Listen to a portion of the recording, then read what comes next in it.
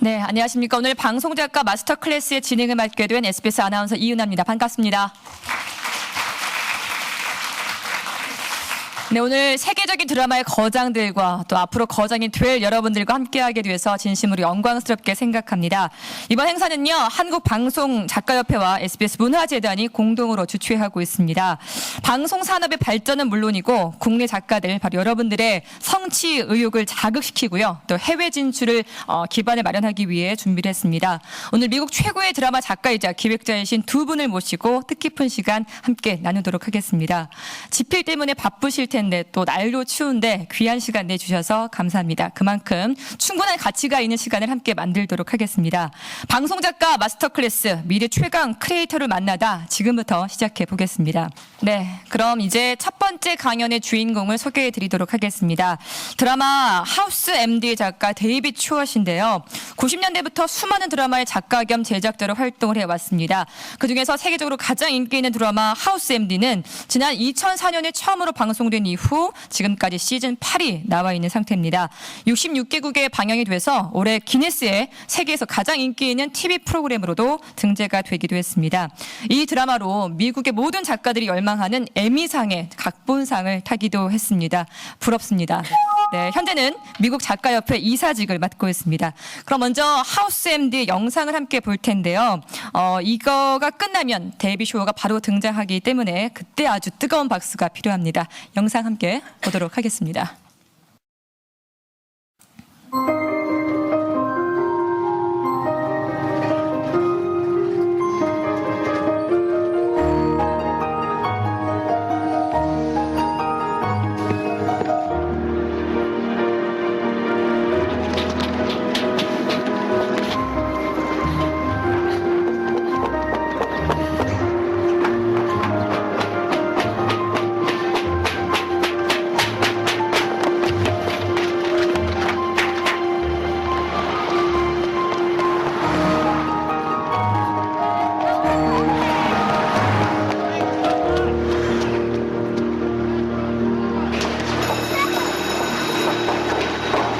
Why are you late?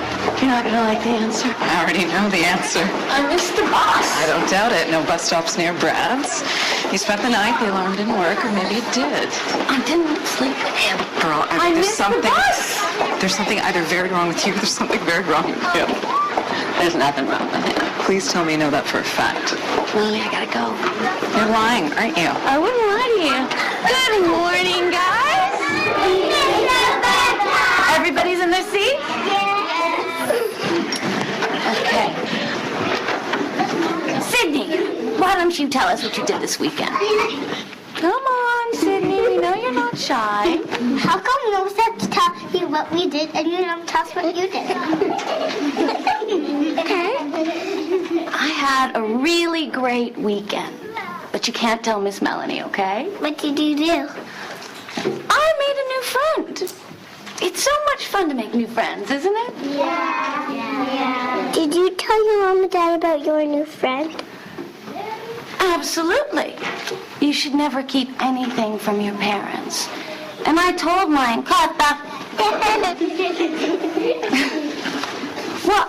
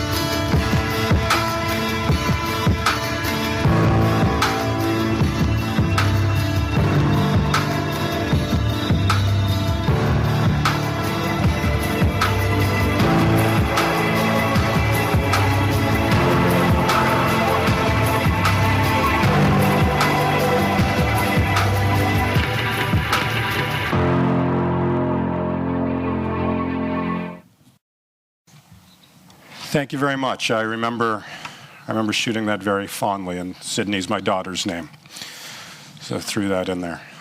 I remember hanging around with Bryan Singer, who did an excellent job shooting that in Vancouver, Canada, Vancouver pretending to be Princeton, New Jersey, and then eventually Los Angeles, pretending to be Princeton, New Jersey. I am thrilled to be here. I've never been to Asia. I'm thrilled to be here. Thank you all for having me. It's a beautiful city. I just got in last night, and I'm looking forward to exploring it and exploring your country. I've been asked to answer. I don't speak that often, and I certainly have never spoken for 2 hours or whatever this is going to be. In any setting have I ever spoken for that length of time. I asked for some questions that you want to answer, because you never know. You attend different groups, and you just don't know what they're looking for. It's such a strange field that we're, I guess, all in. And there's people at different levels and different ways of doing it, and I never know what people are looking for. So I've had several questions submitted to me.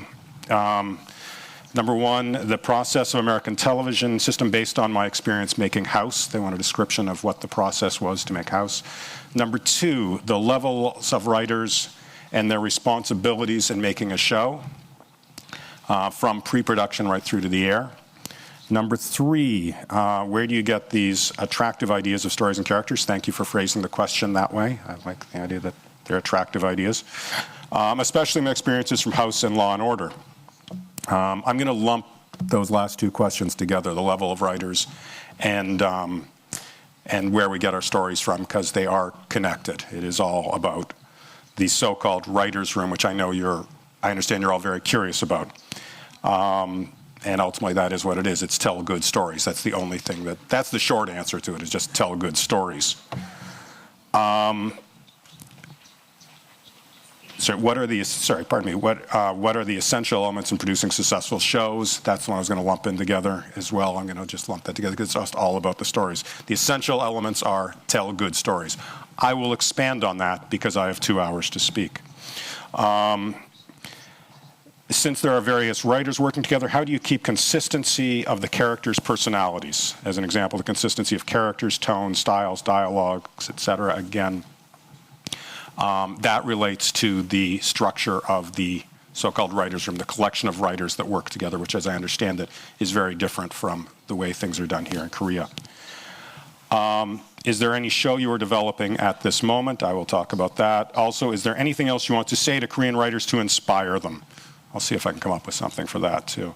I'm going to start with the more technical questions, which were basically the first few. The level of writers and their responsibilities in making the show from pre-production right through to air, and also how the writers work together to create a consistent voice to the show, because it is counterintuitive. I had 12 or 13 writers on my show. How do I have 12 or 13 writers speak with one single voice? The short answer to that is they spoke with my voice. I'm being glib, and I'll give a longer answer explaining that, but that really is what it is.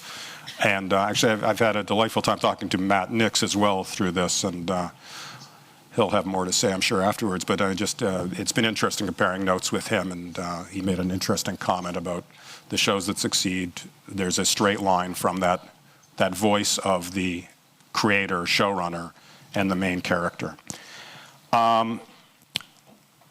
So I don't know if we have them here. I'm not sure yet. Do we have the opening, the beginning of the episode after the credits? No. Okay. So here, when you watch the opening of a television show, if I move around, what happens? You still hear me? Okay. When you watch the opening of a television show, this is the question I get asked more than any other, is what does everybody do? And it goes on and on and on. And in season 8, we had, I believe, 8 executive producers on the show. So that we had fewer at the beginning, but by the end we had that many. I can tell you that one of the executive producers from the beginning was a guy who helped with creating the idea and was paid for every episode of the show, but my wife didn't meet him until halfway through season 2. So he wasn't there very often, but he negotiated a deal at the studio which entitled him to get credit as an executive producer on every show. Another executive producer was Bryan Singer, who directed the pilot and negotiated a deal where he was also paid for every episode. I think he earned it. He did a great job with the pilot. But he negotiated the right to be paid for every episode and to be an executive producer on every single show. I was an executive producer. Katie Jacobs is an executive producer. She is not a writer. She is not a director. She started directing as the show went on. She was a non-writing producer who helped just run production. I believe at the end, Garrett Vandermeer was an executive producer. He was what we would call the line producer. He was just in charge, not just in charge, he was in charge of budgeting and making sure everything came together and making sure the trains run on time. That's, I believe, at least 5 or 6 different executive producers. You watch the credits, you have no idea what they're doing. We then go on, though, and by the end of the show, Greg Utanis was an executive producer. He was a directing producer. He was a director that we had on staff all the time and helped make sure that the incoming directors, because every episode had a different director, we would rotate through to some extent, but every episode had, and directors would come who weren't as familiar with the show as the people who were there all the time might be, and he made sure there was consistency in the directing style and made sure the incoming directors understood the potential directing issues.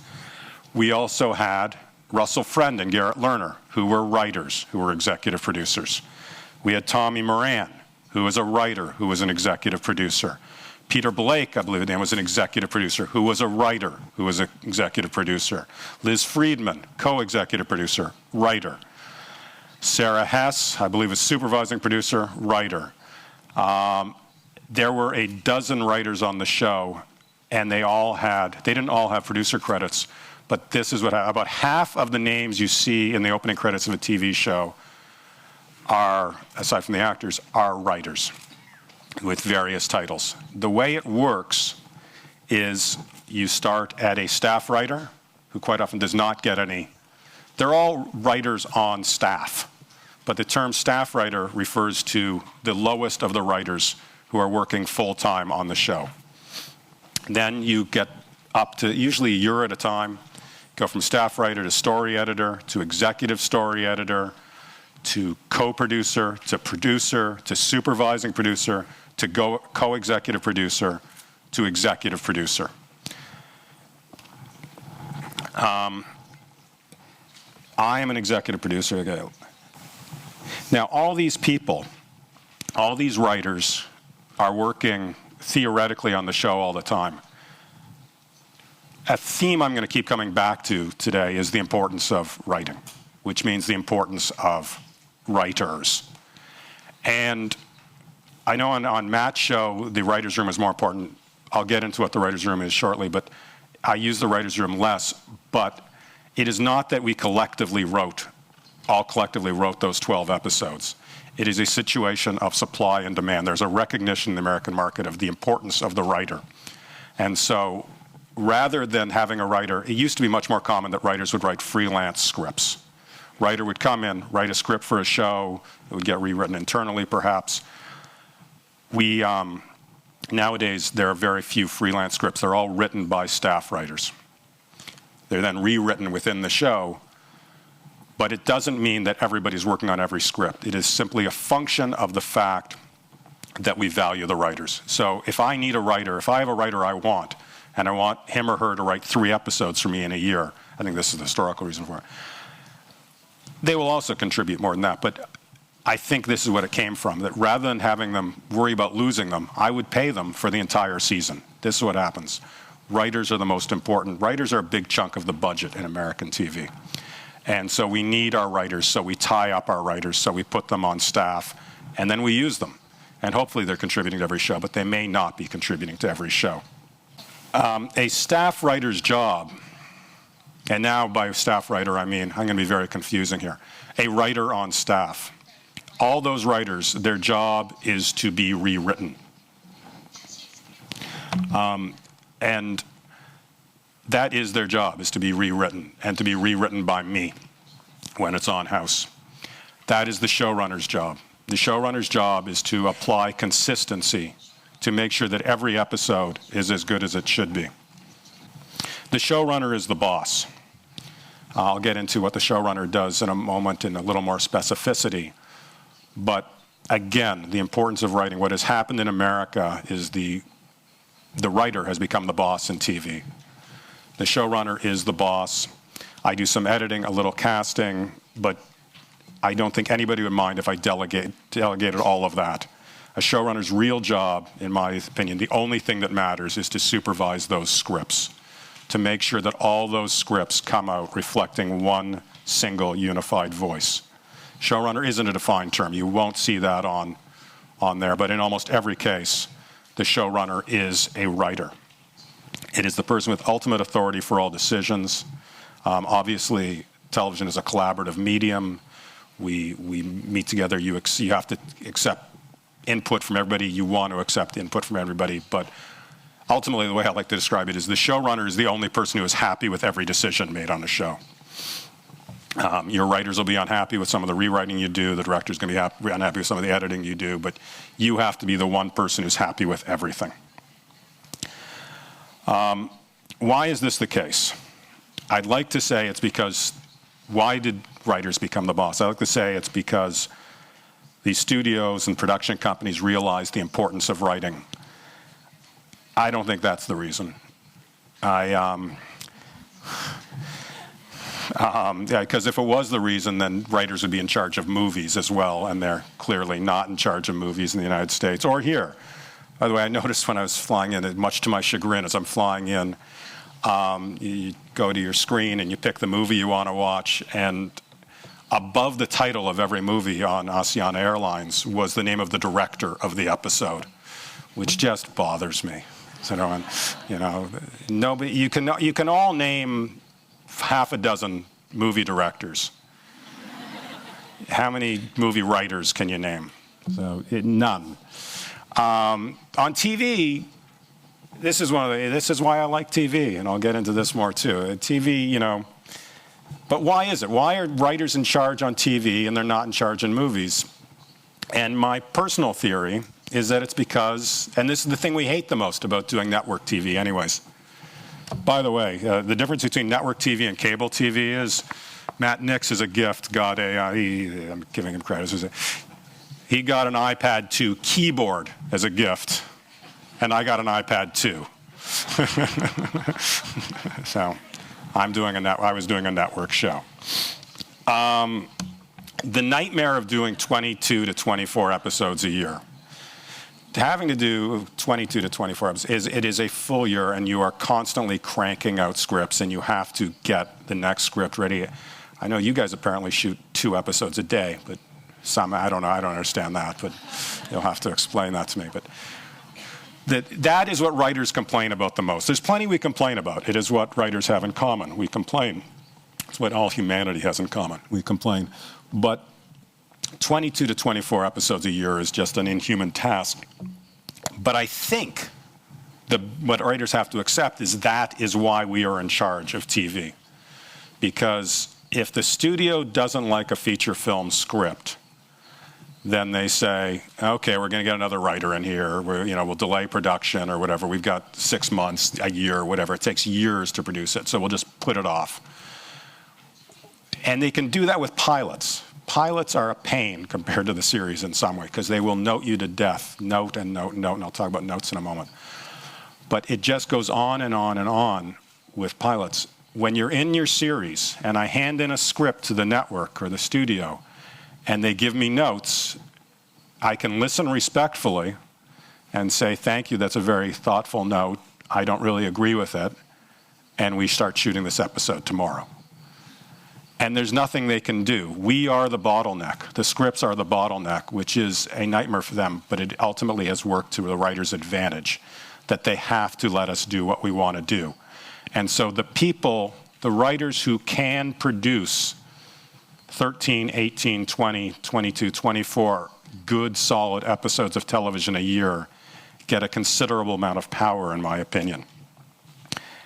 And I think personally that has made television in America excellent. I think there's plenty of bad television, But I'm not the first to say I think it's the golden age of American television, particularly in the dramatic world. Stephen Levitan, who created Modern Family, said that to me the other day, specifically about 1 hour, excluding half hours. There's just tremendous stuff going on in TV. Come the end of the summer, when you start handicapping your chances of, and this happened to us recently, you get swept up in the awards season, and you resent getting swept up in it, but you start handicapping your chances and figuring what shows are likely to get nominations. And I remember in like the third season of our show, and we did get a nomination. I remember looking at it, and there were like a dozen different shows that I thought were worthy of Emmy nomination, at least. And that a dozen shows that had been nominated over us, I would have gone, okay, that makes sense. It's just there's tremendous stuff happening on TV, and I think the reason there's tremendous stuff happening on TV is because the writers are in charge. So I'll just walk you through the process of how it works in my case. The writer's room traditionally is it's a big boardroom with lots of whiteboards around it, where a bunch of writers sit around a table and say really, really inappropriate things to each other. It's just part and parcel of it. There was a Friends lawsuit a couple of years ago where somebody sued for some of the inappropriate stuff that was going on, and it was probably the worst thing because it just and that person lost the lawsuit. Some horrible things had been said in the writers' room. The production assistant sued the company for creating a inhospitable workplace. And they lost because it's a writer's room and it has to be freedom of creativity. And I can't tell you how often one of my writers would say something and then cite that legal defense immediately afterwards. Just writer's room. So the writer's room on a sitcom, it's very different. It varies from show to show. Everything varies from show to show. But the writer's room on a sitcom, they virtually write, I think, from what I understand, they virtually write the episode in there. They certainly rewrite it. They collectively rewrite it, go through it line by line by line and rewrite it. I think that's the way it may work on some 1 hours. I use the writer's room much less. I would get together with my writers 2 or 3 times a year, and we would discuss the big story arcs. We would discuss 2 things. We would discuss the big story arcs of where we were going. If at the beginning of the year, if the previous season ended with House and Cuddy getting together as a couple, we would sit down and discuss how long do we want to maintain that. The answer to that would depend on how many stories we can do where we thought it would continue to be interesting. So we would discuss all the stories, what we can do with that, how we can challenge that relationship, what we can do in challenging that relationship, what obstacles they can face, what obstacles they can overcome, and when to break them up. That was number 1. Number 2, we would discuss the A story for an episode. I would have them pitch me A stories, their A story ideas. By an A story idea, I mean, go all over the map here a little bit. There's other stuff I want to cover later. But the A story would be the medical story / the patient story. The other question I get asked all the time is, what comes first on the show? Is it the medical story or is it the character story? And the answer is both. And it really is. With very, very few exceptions, there would be every now and again where somebody would come with a medical case that was just so compelling that we would go, okay, we're going to do that. We have to find a character for that. Or a character that was so compelling that we would find a medical story for it. The latter was more likely. It was more about the people. And I'll talk about that when I'm answering one of the later questions about the stories. But they would come in and pitch me a medical story and a character story that they think would be good. And I would give them my thoughts. We would meet and talk, and we would talk about it. Collectively, we'd give our thoughts. It really is a free-for-all room. As I said, ultimately, it is my call. It is the showrunner's call. And then they would, my next step after that, after we had figured out a roadmap for the first 8 or 9 or 10 or 12 episodes, would be to match up the A stories with where we were in the arc. I guess also I should talk about, because I understand that most of your television shows here, or all your shows here, are very, very serialized, as opposed to procedural. In America, it is much more common. There is a mixture. It varies. There are serialized shows, there are procedural shows, and then there are shows that are a hybrid. My show was kind of a hybrid that started off probably more procedural, but it wasn't a traditional procedural in the sense that it was a character study. It really wasn't about the procedure. What I mean by procedural is Law and Order, CSI are true procedurals. They are just procedurals. They are almost like Agatha Christie mysteries. They are just mysteries. Simple, standalone episodes, as opposed to serialized episodes, which are really about the evolution of the relationships between the characters, and that really is all it is. Soap opera type shows. My show, as I said, and Matt's show, I believe, are kind of hybrids. But my job then would be to match up the A story with the arc. It was one aspect of my job where I would take, for example, episode where House lies to Cuddy in their relationship. I'd want to find a medical story that reflects on that in some way. The client, you've got a patient. I used to be a lawyer, so I say client. You've got a patient who can only tell the truth, perhaps. I don't even know if that's what we did. That laughter was for me being a lawyer, wasn't it? So you would tie that together. I would tie that together. And that was actually a really essential part of the job. To me, I was asked earlier today, what percentage was about the serialization, what percentage was about the procedural stuff? It is a really almost impossible question for me to answer, because you can't have one without, well, if it's done well, you don't have one without the other. I loved doing that. Our show was filled with that. The medicine by itself, to me, is boring. The show was never just about the medicine. So you would be in a differential diagnosis, but it would be about what is going on with Dr. Foreman right now. What is the rivalry between House and Foreman? So they would be discussing medicine, and they'd be discussing something else. And years ago, I got my first job was due south, and Paul Haggis, who became a very, very successful movie writer, wrote back-to-back Oscar winners, explained to me, and again, I'm getting ahead of myself, it is very difficult to answer these questions that occur, because it's all over. It's fascinating. He told me that a good scene advances the plot. Pardon me, if a scene advances the plot, it's a good scene. And if a scene tells you something about your characters, it's a good scene. And if a scene does both, it's a great scene. And the idea is to make every scene a great scene. The idea is to do both at the same time, and that's really, really, and I feel that way. Almost everything that works in microcosm works in macrocosm. So I want every episode to be both. If it's about House lying to Cuddy, the medical story should relate to that, and so that was constantly the case. So then, the writer would take his or her idea, would go off and develop it on their own, usually in conjunction with another writer or two writers or one of the senior writers, something like that. Develop a 2-page document, bring that 2-page document back to me, describing what they think the story is, beginning, middle, and end, what issues they want to explore. It was all about issues for me.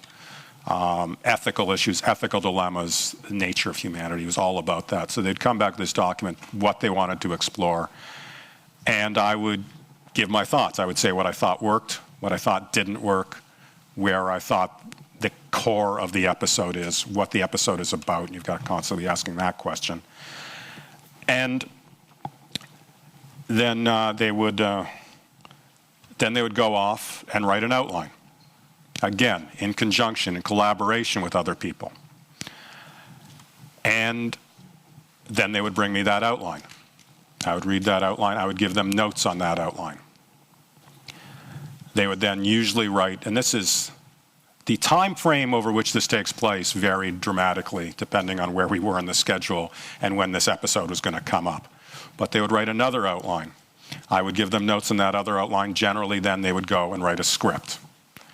I would read that script. I would give them notes on that script. And by the way, the writer's job is a difficult job. It is in some ways a more difficult job than my job because I have to write like me. And that's easy for me. They have to write like me. And that's not as easy for them, by definition. That is the job, though. That is kind of a fundamental aspect of it is, as I said, it's got to be one voice. And they have to bring their creativity. They have to bring their insights. They have to bring all sorts of stuff. And good writers really do. And they bring something new and something entertaining. It's something that I haven't seen before. But it has to be consistent with what I want to tell. And that is the job. So they go off, they write, and then they bring it to me. And I give them notes on that.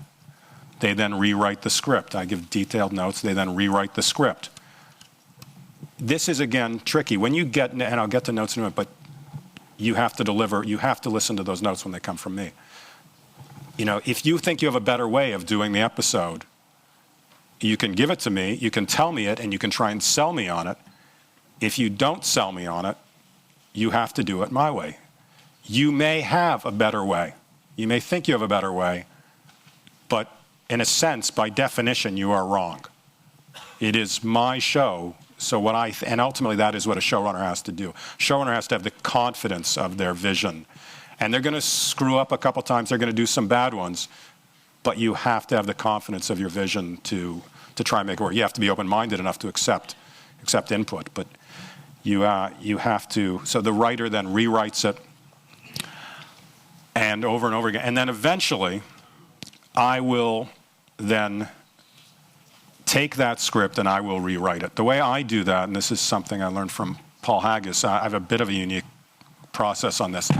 I rewrite it with the writer, almost always, in the room. I will sit down in the room with sometimes one of my lieutenants, one of the other executive producers, and the writer. I have a setup on my desk where I have two monitors, one facing me and one facing the writer. And I go through the entire script and rewrite the entire script with them. And this is before it goes to the studio, before it goes to the network. And I rewrite it with them. We go through it. I welcome their input. The idea of this process is hopefully they know the script well enough to defend things and stop me from going wrong, number one. Number two, it gives them a better understanding of why I've made the changes I wanted to make, which is important that they have that understanding because eventually they are going to be on the set with the script and they have to defend it. Number three, hopefully it'll give them a better understanding of the way I think and the way I write, and so their next script will be better. After that, it goes to the studio for notes. We generally went to the studio and the network at the same time. Studio owns the show, network broadcasts the show. We usually went to both at the same time just to, on many shows, by the way, the outline would go to the studio and the network. We never did that, or we hadn't, did you? Yeah. It's a giant pain because they don't know how to read outlines and they don't appreciate what's in the outline. And so you spend a day revising your outline, not because you're making it better in your mind. You already know what the story is going to be. You know exactly what it's going to be. You know what the script is going to be, but you spend a day rewriting it so they can understand that. And so you will minimize the notes from them. And so you waste a day or two. In my opinion, you waste a day or two processing an outline. I was lucky enough to fairly early on be relieved of that step in the process. The thing about American TV is season one we had problems with the network. After season one, we didn't have any problems with the network. Once we started following American Idol and getting really good numbers, we were geniuses. You know, we were doing the same stories as before. But if your ratings are good, the numbers get reduced dramatically. The notes get reduced dramatically. Anyways, I rewrote. I'm not sure every showrunner works this, but I think almost all of them do. Some of them just keep giving notes until they're happy with it. But I rewrote. Matt, did you rewrite all your scripts? Yeah. I rewrote every single script eventually. Sometimes just a little, sometimes a lot. I didn't put my name on it. I think that the job is to do that. There are showrunners out there, who I won't mention, who jump credit on all sorts of episodes. I think the job is that is the job, and you are well compensated for the job. I don't know why my writers didn't hate me or don't hate me. They might hate me. They'd be idiots to tell me that they hated me. So now it'd be okay. The show's off the air. Nothing else matters in the whole process. Every directing, editing, wardrobe, cinematography, it's all important and can make a good show even better, can keep a great show great, but it will not save a bad script. You can save bad directing and editing, and he has many times, and I have a few times. You can even save bad acting and editing. You can hide bad wardrobe choices. You can hide bad casting choices, not of your leads on TV, on a series, but guest casting you can. But you can't really do anything about bad writing. A great director can make a bad script mediocre. That's as high as it'll get. Then the writer will stay with the script through the entire process. The writer will attend all production meetings. We have a 7-day pre-production schedule and a 9-day shooting schedule. And we use all those 9 days, plus some. The writer will attend the technical meeting where they'll discuss the medical issues. The writer will attend casting with the director. As I said, the directors come and go to a great extent, but the writer is there throughout. The writer will attend the production meeting. And they will then, if there are problems, they will come back to me, discuss them, and we will do a rewrite based on that. If there are budgetary problems, that sort of thing. Basically, I want the writer there because I believe the writer understands the episode better than anybody, including even the director of that episode. The director, if you got a good director, they can do a great job, but the writer hopefully understands this stuff. When the actors have questions, the actors go to the director, but it's a tricky thing on set. The interaction between a writer and a director on the set can be tricky. Most of them are pretty good. You have to be discreet. You don't want to look like you're undercutting the director. And you shouldn't undercut the director. You should be there to support the director and support the director as the director implements vision. So I want that writer throughout the process. Another thing I should note in terms of the process is one of the final meetings.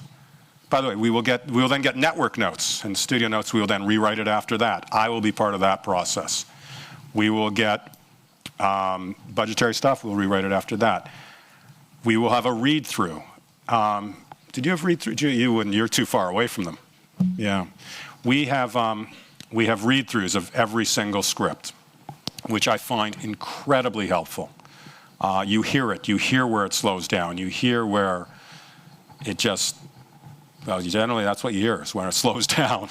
You hear where things are confusing, where things aren't working. And the actors were great about that. We would have them lunch generally 2 days before we would start shooting the episode. We would have a full read-through. We would have as many of the guest cast there as we could. We couldn't force them to be there, or we'd have to pay them for the day. But they all volunteered to be there. Scene by scene by scene to explain. I mean, you hope it's there on the page, but it's not always. And sometimes you feel like you're being condescending. But after too many times, it's a lot. I mean, in fairness, directors, it's a lot to juggle. You have 10,000 things to think of while you're directing, and sometimes things slip by. And the idea is to make sure that the director fully understands the script, the twists and turns within a scene.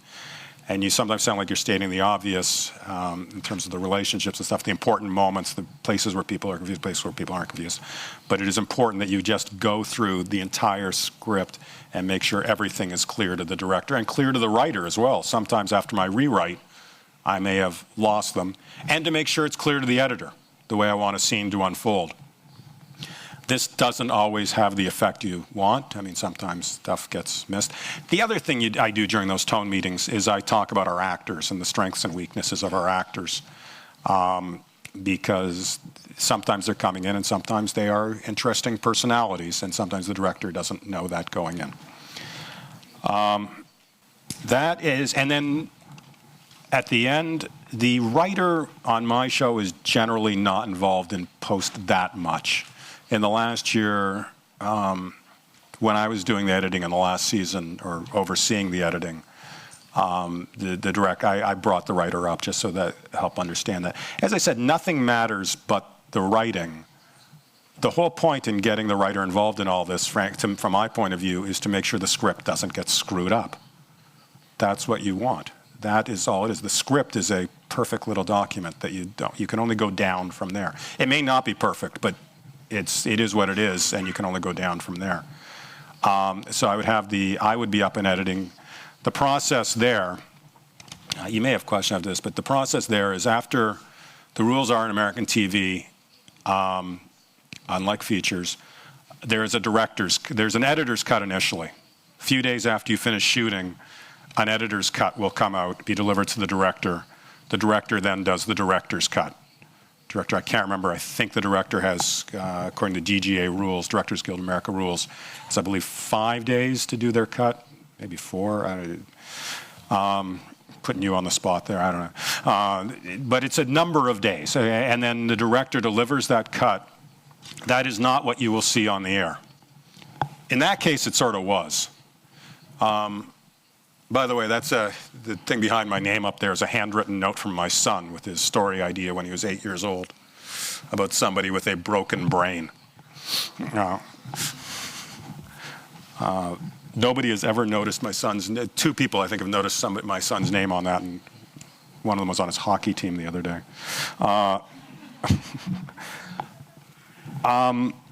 So then you will go in and watch the director's cut and be astounded, sometimes thrilled, as I was with the pilot.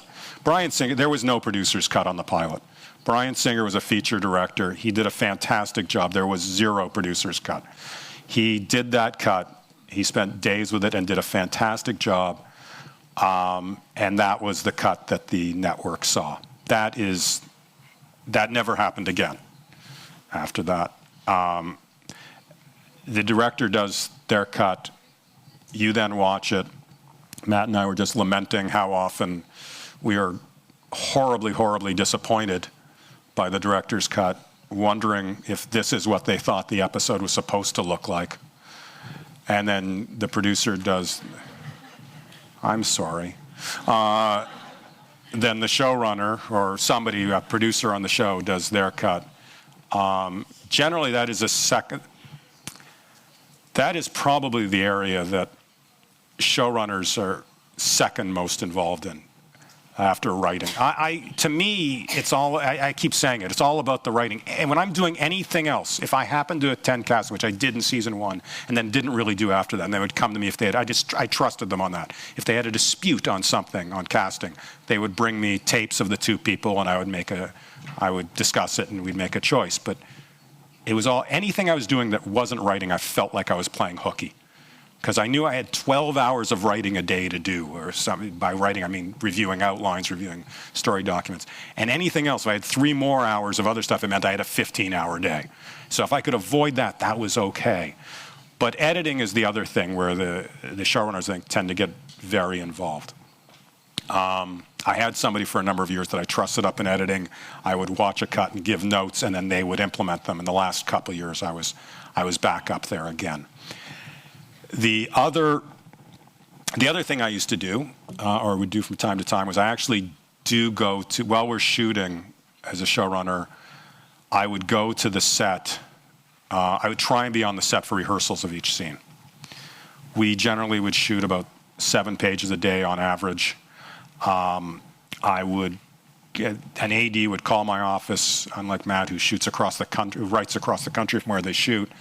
It was right across a little laneway from my office. So I would get a phone call when they were about to go to another scene, and I would go over there, and it was very weird in this sense. You'd find here's the experience of a showrunner. You'd find yourself walking along through the set, and then you'd hear over your shoulder, "Mr. Shore coming in." Yeah, you felt weird. Felt very weird. You thought you were walking anonymously, but you didn't.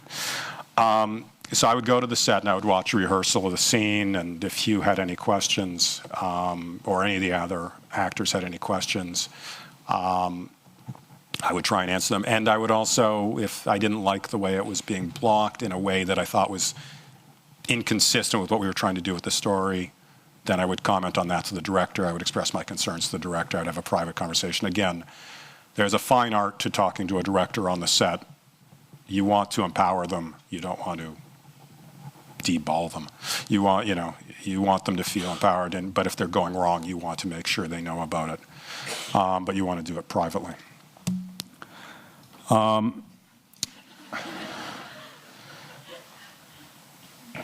That is basically the writer's experience on House. The first question, I'm now moving on to the second question. Have I run out of time? The process of American television system based on my experience making House. Here was the history. Here is how House came about. House was actually maybe not a good model because it just went too smoothly. I was hired into an overall deal to develop something for Universal Studios, as they then were. They later became NBC Universal. And I was teamed up with Paul Atanasio and Katie Jacobs, who were a married production team, as they then were. That was actually a joke, if you know them, because they're not a team anymore, nor married. What I mean by that, I wasn't sure what I meant by that at the time, actually. I was told that Paul would be consulting with me on coming up with, I had been the showrunner, co-showrunner of Family Law for 3 years, which I really enjoyed, was really satisfying. I had done the traditional route to showrunnerhood. The traditional route is you start as a staff writer, you get promoted to story editor, you just move your way up the ranks and eventually become an executive producer and become the boss. That is, the few hiccups, that is basically what I did. And Family Law, which was the second job Paul Haggis had given me, he made me an executive producer, and then he stepped back, and then he got fired. And myself and another person, Stephen Nathan, were running the show, and that was very gratifying. But what I wanted to do next was have my own show. I wanted to create my own show. And so Universal hired me to do that. And I was teamed up with Paul and Katie, which was a nice thing. They were going to consult on it. And actually, the whole medical idea was Paul's idea. First of all, let me explain just a little more nuts and bolts of the process in the United States. On network TV, anyways, it's a little different on cable, but there is very, very much a schedule on American TV in terms of development of shows. At some point, and it's really kind of a survival of the fittest, ugly survival of the fittest thing, and not necessarily fittest, survival of what the network thinks is the fittest process. In the summer, hundreds of writers will come into the networks and pitch various story ideas. And of those hundreds, they will buy they'll buy a few dozen pilot ideas and hire people, and those people will then be entrusted to go out and write those pilots. And that is what happens in the fall. And that's, by the way, where I am currently. I have 2 pilots in development, one at ABC and one at Fox. So I'm in the middle of the process, and it's already not going nearly as smoothly as it did with House.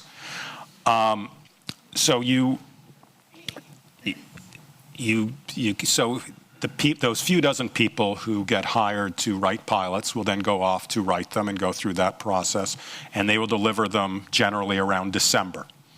So in December, the networks get a whole bunch of pilot scripts. And either in December or January, they will decide which ones of those pilot scripts they want to make. So out of the, let's say, 30 or 40 they got, I'm talking the 1 hour world here, I think, and my numbers could be off, but they will decide to make, let's say, a dozen of them. Each of the networks will make a dozen of them, plus a corresponding number of sitcoms. So now in January and February, you have a feeding frenzy for directors and for casts, because everybody's looking for the same people at the same time. That is the process. And then eventually you will make it in March, April. You will deliver it in April. They will make their decision in mid-May. There's what's called the upfronts in New York City, where there's a week-long thing where all the networks announce what shows are going to be on the air next fall. And and that's it, and everybody's there, and everybody's going crazy. And then there's a feeding frenzy for writers at that point, as everybody tries to hire writers. It's a bit of an, and then they will debut in September. And what I've heard, I have no idea if this is true, but this all goes back to the launch of new car lines. That the reason we have a September launch of these shows is because that's when car companies historically introduced their new cars, and they wanted the season to start then. So that is still the case now, and everybody threatens to go to year-round programming, but nobody has. So everything starts in September, October, and everybody starts pitching in August. And so it's just this. And by the way, so a few hundred get pitched, a few dozen get written, about a dozen get made, and then 3 get on the air, and about one of them makes it to a second season. So there's a lot of attrition during that process. Anyways, this process worked very well. Paul Attanasio I have to give him full credit. He had the idea of the medical mystery. He had read there was a New York Times Magazine diagnosis column written by Dr. Lisa Sanders, who eventually became a consultant on the show House. She writes this column. It's like a 2-page article. Every few weeks it's in the magazine. Basically, a patient came into my office, had this weird disease. I had no idea what it was. I showed it to a cardiologist. The cardiologist said this, eureka, case solved. He thought that would make a good series. I didn't. He kept describing, I had other ideas. I had better ideas. I was obviously wrong. But I really was I wanted to wait. I wasn't sure of this idea. But he then went out for dinner, and he ran into, here's how American television works in a nutshell. Paul Attanasio, who's got a couple Oscar nominations for writing, went out for dinner, ran into the woman who was at the time the president of ABC, and said, hey, I've got this great idea. It's a doctor who solves mysteries. It's a cop show in a hospital where the germs are the suspects. It's not a whodunit, it's a whatdunit. And she said, that's brilliant, I want to buy that. That's how it got sold. It wasn't sold to ABC, though. She said, don't pitch it to anybody else. We pitched it to other people. And there was a bit of a bidding war. That was the entire pitch, by the way. There was no character. There was nothing at that point in time. There was just a medical mystery, a whatdunit, a CSI in a hospital. Because he knew that they were looking for, at the time, this is the way it works as well. There are trends. There are insane trends where CSI worked. Well, clearly people want those straight procedurals. They take the wrong lessons from everything. Lost worked. Let's do another show on an island. Lost didn't work because it was on an island. People weren't clamoring to see an island. But it worked. It worked is why it worked. So we got on, I'm now in the situation where I'm not crazy about the idea, but we have to sell it. It's already been sold, so I'm doing it. I'll tell you why I wasn't crazy about it. Because people don't watch whodunits. And thus whatdunits even dumber. People watch whydunits. We don't care that the butler did it. We care why the butler did it. And germs don't have motives. One germ doesn't kill because another germ was having an affair with that germ's wife, and doesn't plant the murder weapon behind the spleen to lead to some, germs just do what germs do. And so I thought it was a good idea for a movie or a single movie of the week or something, or maybe 2 episodes, something like that, where, holy crap, the city's in danger, everybody's going to die, and then our hero saves the day. I thought it was good for that, but I think long term that could not be sustained because there was no humanity in it. There were germs. And so I spent months, that's how I spent August, September, October, November, was thinking, how can I make this interesting? How can I turn this on its head? or how can I turn it inward and make it about the people? And over that time, I started thinking about Sherlock Holmes and things like that, and started doing, a doctor who doesn't care about humanity, a doctor who cares about the intellect above the emotion, a doctor who cares about all those things over just saving lives and reversing that whole thing. And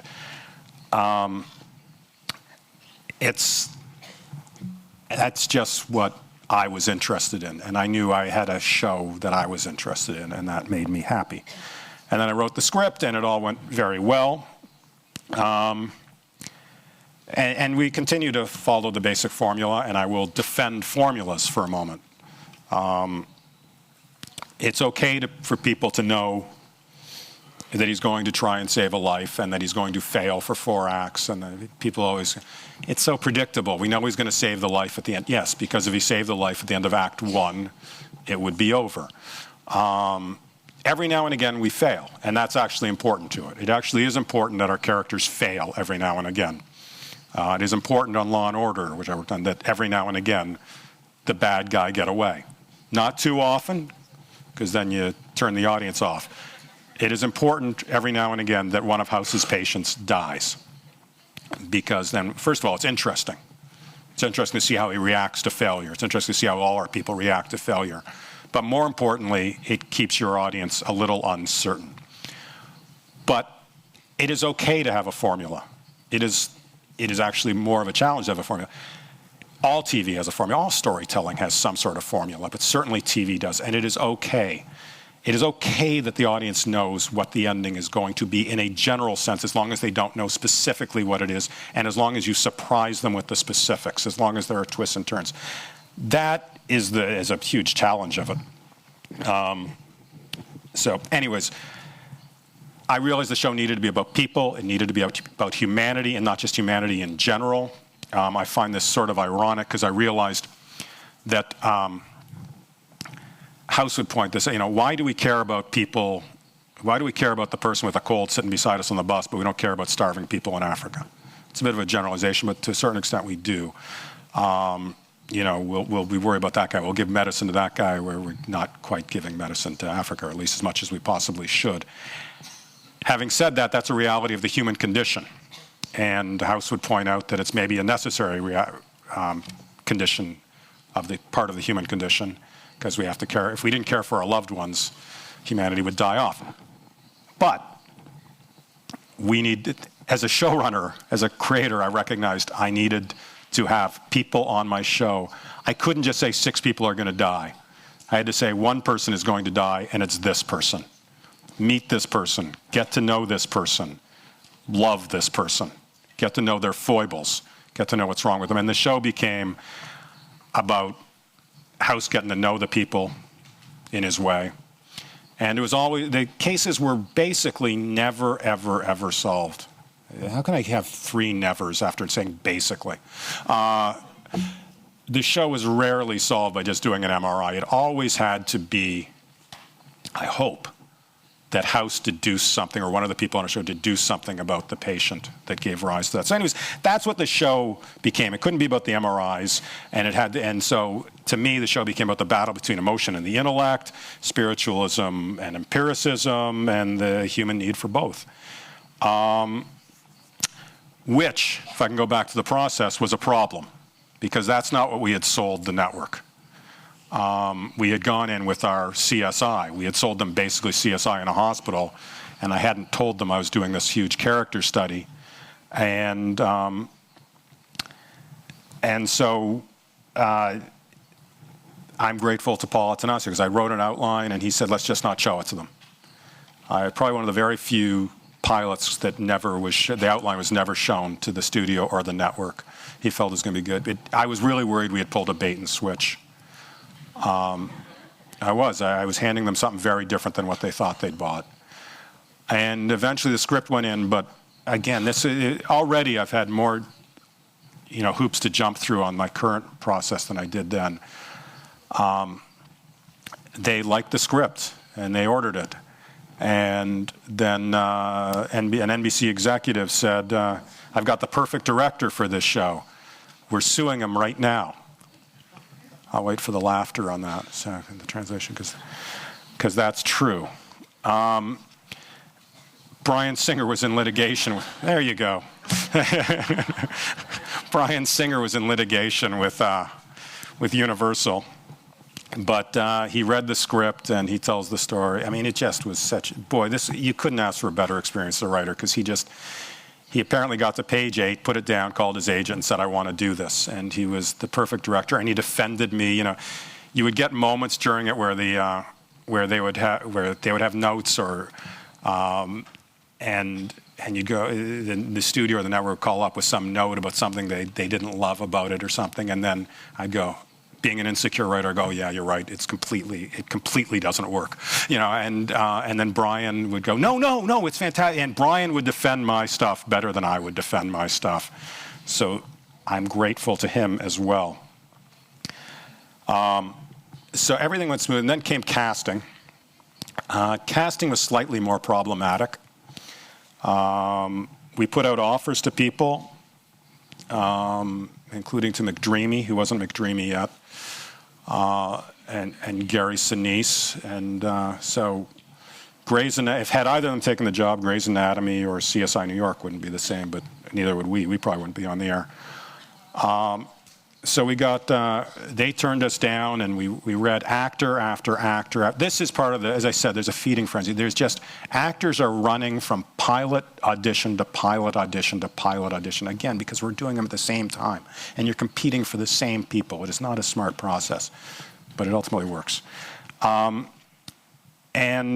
I said the character has to be in his 40s, because in order for this to be a guy who's as angry as he is, he has to have been beaten down by life. And if you're 33 and beautiful, if you cast Brad Pitt as Dr. House, you're just going to hate him. He's an ass. If he just, life sucks. Look at you, life doesn't suck. But Fox didn't quite get that, and they kept talking about younger actors in their early 30s, and they kept wanting me to change that. I think at one point, this is one place where Brian helped me, I think at one point the script may have said 38, and they forced me to write that in there. And Brian said, we're not casting 38, but you can write it in there. That's perfect. Write it in, they'll shut up, and we'll put it in there. But we saw actor after actor after actor, and that is and they were good actors. And they would come in, and some would get the humor, and some would get the pathos, but nobody really got both. And so sitting there as a writer watching this through that process, where you've got Katie was there, Brian was there, I was there, and you're sitting there and the casting people were there. And at a certain point you start to think, I have written the impossible, in a bad way. I mean, I can sit at my typewriter and type, Dr. House enters the room, he is a 6'3" midget. I can write that, an actor can't portray that. And so I felt I had done the equivalent of that with these complicated character traits. I felt I had done the equivalent, because none of these actors were doing it. And then Hugh Laurie stepped into a bathroom in Namibia and changed all that. He was shooting a movie there, and his age, a few funny aspects of this. I mean, it's amazing how 8 years have changed everything. But his agent had sent him the sides. The sides are the scenes that it did not have a name at this point. So it was called the Untitled David Shore Paul Atanasio Project, I think, at this point. His agent sent him the sides, which are just the scenes he's working from. And he thought he was auditioning for the sidekick. He just didn't believe that American television, because he was in the scene, it was Dr. House, the curmudgeon, and Dr. Wilson, the young, good-looking, caring doctor, and he thought the show's based around Wilson. But he put himself on tape and sent it in, and I'd love to say that that nobody else saw how brilliant he was, and I had to fight them tooth and nail to force this actor down their throat.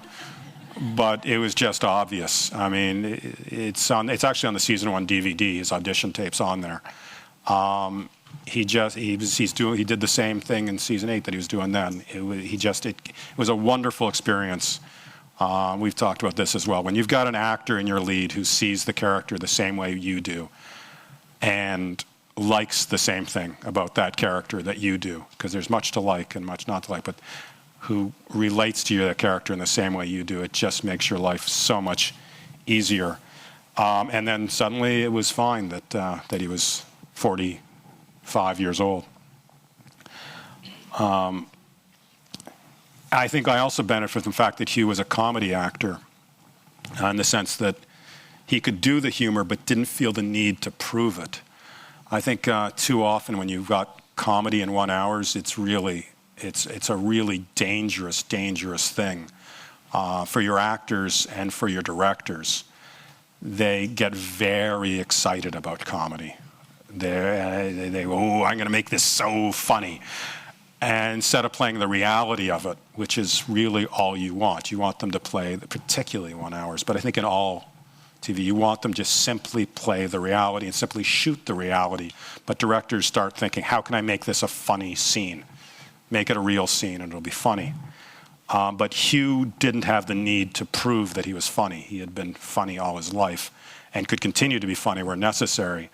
But boy, he was brilliant. He could deliver a comic line in the middle of the most serious scene while telling somebody they're dying, basically, and it didn't lose its dramatic import, and yet it was funny.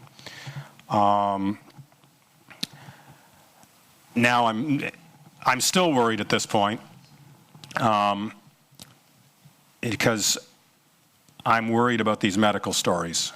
I remember going to Paul Attanasio and going, look, I think this medical story works in this pilot, but I'm not sure how many more I can do. And I remember Paul said to me, you only need one right now. So that was easy. Thank you. Very strange, sorry. The other question I get asked a lot is where do we get these medical stories from? And we have a lot of help. We have 3 doctors in the budget who are consultants on every show. The writers call them all the time. Excuse me. They read every single script, give notes on every single script. And we do a lot of research, and it's part of the reason why we have such a large writing staff, is there's so much research involved. To me, it's not about the medicine. It's important that the medicine be really good, but it's not about the medicine. I'll talk about that a little more in a minute. But again, I go back to the procedural. I will talk a little more about it right now, because I think that is one thing that American TV does well, is it does the procedural well, and I think I needed that procedural core. That was what my show was. My show had a serialized element, but you could tune into one and then miss a couple, and then tune into another, which is important when you're planning on doing 8 seasons worth of stuff.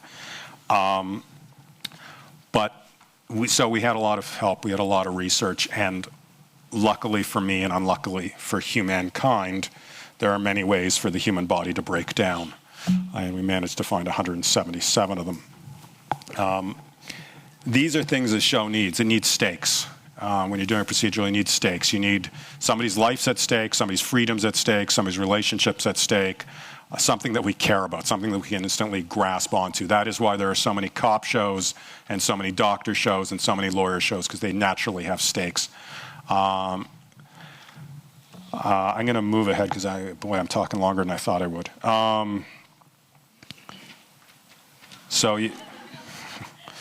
That wasn't supposed to be funny.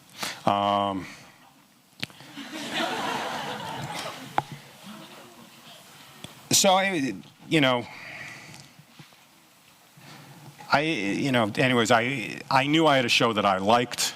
I knew I had a show. This is the really weird thing to me. And I get this. I still get, it's such a weird character. I relate to this character. It's such a weird character. It's so amazing. And there's this assumption that he's just completely different and therefore completely outside and therefore a niche audience. And that's what I thought I might get, is a niche audience. And I would be thrilled with a niche audience. I've always believed, I just want enough people watching to keep me on the air. That's all I've ever wanted. And then 7 years later, As they said, we're in the Guinness Book of World Records as the most watched show on television, which is crazy and thrilling, and in a weird way kind of puts the lie to the whole thing. Because it means he's not that different. It means he's saying what everybody on Earth is thinking, basically. Otherwise, people wouldn't be watching. So I think we all relate to him. So he's not that different. It's just TV keeps doing people that aren't interesting. So, and it's just very cool. By the way, if I can just say it's apropos right now, that is, I honestly don't need the huge audience. I would just, as I said, I would like to have enough people watching to let me keep telling my stories. But wow, there is something really cool about being watched around the world, to coming to Korea and meeting fans of my show in Korea. It is just, because what it says to me, aside from that, it's a thrill just from an ego point of view, but it's also, you think you're right, you try and write something universal. You write about universal problems, but you're thinking, I'm just this one guy from a city in southwestern Ontario, and I've got my own little point of view. And you think that the world is so different and people are so different. We all play that up about the difference in cultures between countries. And there are differences in cultures, but it's all the same. You're watching Burn Notice, you're watching House. It's dealing with the exact same issues. And I know it's trite, and I know Dr. House would slap me for saying it, but it's kind of cool to recognize how much we have in common. I'll move on to the next question. There'll be hopefully time at the end for any questions, because I'm sure I haven't covered everything. Where do you get these attractive ideas and stories from? What do you focus on when you're developing these ideas? I've touched on that a little bit. Essential elements of producing successful shows, such as, I've got a few rules I've sort of developed over the years that on one hand are sort of obvious, on the other hand they may not be, so I think it's worth commenting on. One, and most of these are not specific to House, and I know you asked me about House and Law, they're not really specific to Law and Order either. They're just about good writing. One, tell your stories. As I said, I'm from Canada, I'm a foreigner, which gives me an outsider's point of view. I think it gives me a chance to observe and report without certain inherent biases and defensiveness, which is what a writer's supposed to do, or that has nothing to do with it. I am who I am. I'm not a Canadian writer. I'm a writer, and we all are. And I don't speak for anyone other than myself. And you have to write stories that only you could write, I think, in a certain way. That doesn't mean it has to be about your own personal experiences, but it has to have your unique voice. If anybody else could have written it, then why bother? This is, I think, the most important thing I can say to any aspiring writers. You don't have to write what you know, but you do have to write what you like and what you're interested in. The stories that are your personal stories, the stories. You always have to ask yourself why. And by the way, that applies not just to why am I telling this story, and it's why am I, underlining I, telling this story, but it's also, that's just the why question is just a good thing throughout the entire writing process. I see young writers falling in love with lines of dialogue, but dialogue only works if the scene is working. And so you have to ask yourself, what am I intending to do in this scene? And scenes only work if the story's working, which means you have to ask yourself, why am I telling this scene in this story? If you can lift a line of dialogue without it being hurt, you should lift that line of dialogue. If you can lift a scene without the story being hurt, you should lift that scene. And then the overarching question, why am I telling this story? You have to have a reason. And I don't just mean it's because it's more fulfilling or because the only point in telling stories is to say something, although I do believe that. If you don't write, the bottom line is if you don't write your stories, you won't find an audience. You can't simply, I really don't believe, and this goes back to what Matt commented on before, was that line from the showrunner through the character that you're saying something, that you're speaking from a voice. Shows that are cynically cobbled together in order to try and reach a certain demographic or achieve certain goals just aren't going to work. At least I'm not going to like it, so what's the point?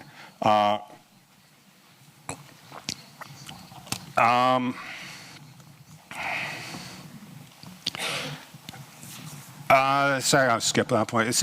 Avoid cliches. I hate cliches. They're easy crutches to hang on to, and I mean that in terms of dialogue, and I mean that in terms of plot twists. The audience has gotten smarter. The audience that's the real challenge. That was a real challenge in House. The audience was expecting a plot twist. The audience was expecting House to say something outrageous. So how do you have a guy say something shocking? How do you shock people who are expecting to be shocked? But that is the challenge, and you just have to keep working at it. And I think it was implicit when your question I get is, how do you keep it fresh? I mean, I was asked about people who continue to like my show throughout the 8 years, but how do you keep it fresh in season 8? And I think you keep it fresh in the later years by continuing to ask those questions, by not being satisfied with good enough, by not going, it's just a TV show, and by finding a third way. There's, the straight ahead way, the cliche. Then there's just also you just turn it on its head and do the opposite. But that usually doesn't make sense. The challenge with House was having him say something that surprised the audience, and then a moment later they went, oh, that makes sense. But they didn't see it coming. And that's just a real challenge. So as the show became easier to do in many respects, that became harder. Commented on what Paul said to me. I commented on the whole magic act trick, I think. And I think to me, writing is kind of a magic act, for me anyways, when I want to be commenting on humanity. I want to be commenting on the human condition, the things we do, the choices we make, the wrong choices we make when we know they're the wrong choices, the way we fool ourselves into thinking they're the right choices, the way humans act, the hypocrisy in all of us. And that's what I want to comment on. People don't want to see me commenting on that. So I give them the scary medical case. And to me, that really is what writing is. You need that really strong through line, that strong medical mystery, which is what I call the spine on which I hang the story I want to tell. And I sort of sneak it in. Another metaphor is the sugar that the medicine goes down with, or something, where the sugar, I guess, is the plot twist, and the stuff I like is the medicine. I don't like that metaphor. The specific thing I did learn from Law and Order is that procedural stuff. Watch Law and Order, study Law and Order. It's not the type of show I want to do. I'm much more fascinated by character studies. But I needed that procedural spine. I needed that good, strong, surprising mystery. And Law and Order does that so well, and nothing is wasted. It's so efficient. It's like 12 beats per act. And even when they're going down a wrong avenue, something leads you, even when it's completely the wrong avenue, it's not just wasted. They found out something in there that leads them back. Discipline, discipline, discipline. It's a job. It's a job. You have to treat it as a job. You have to care about the mystery, even if that's not what your passion is. Outlines are the hardest thing. The story is the hardest thing. Dialogue's easy. Dialogue's fun. But you need a really good, strong story. And by the way, if people tell you, Law and Order, I know it says it's ripped from the headlines. It's not. It is on the face of it. But they rip it they take a headline and then they take it in a completely different direction. I want to talk about taking notes for a few moments because it's an important part of the process. As a writer working on a show that someone else is paying for, you're going to get notes. If you don't want to get notes, first get yourself a few $1 million and then write whatever you want and make it. But there are sort of two types of notes or two levels of notes. One are notes that I get, and the other are notes that I give. The first one are right, the second one wrong. No, it's not. But it is a different process. If you're on staff on a show and you get notes from the showrunner, you have to find a way to make them work. And as I alluded to before, it's difficult. You have to somehow get into that mind. If the note doesn't make sense to you, you have to keep asking questions until it does, until you find a way to get through. We had a situation in our 7th season where a non-writing executive producer sort of became a bit of a showrunner for a few episodes. She was going to take over a few episodes, and it became kind of problematic because she had notes that the writer wasn't getting and the writer wasn't finding a way to implement, which is always a problem. It's a problem when I do that, but it's impossible when she does because she can't back it up. This is one of the reasons I think as well why showrunners are inevitably writers. If I give a note, and hopefully I have in mind what I want, and I understand what I want, even if the writer somehow, I mean, my job is to make that writer understand. It makes my life a lot easier if I make that writer understand, the writer finds a way to do it. But even if the writer doesn't understand it, even if the writer doesn't get through it, I can do it. I am a writer, I can step in and do that. This is the danger of non-writing showrunners. The more general comment on notes are the notes I get and the note show get, and the notes you will get. If you're writing features, if you're writing anything else. When they say to you, where is this?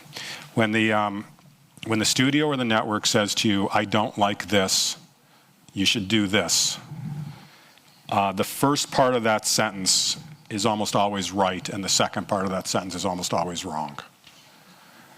I don't think you need to pay any attention to the solutions they offer because they don't know. They're not writers. But you should take you should pay attention to the note itself.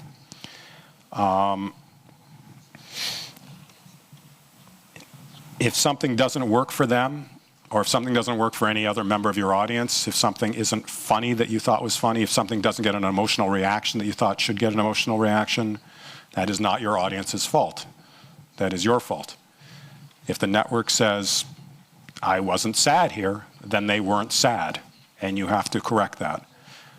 You have to listen to notes. Even if you were looking for ambiguity and they were confused, make sure they're confused in the way you want them confused. The solution will inevitably not be what they've suggested. You have to get beyond that. In all likelihood, the situation was not set up properly. You have to look at the totality of your document.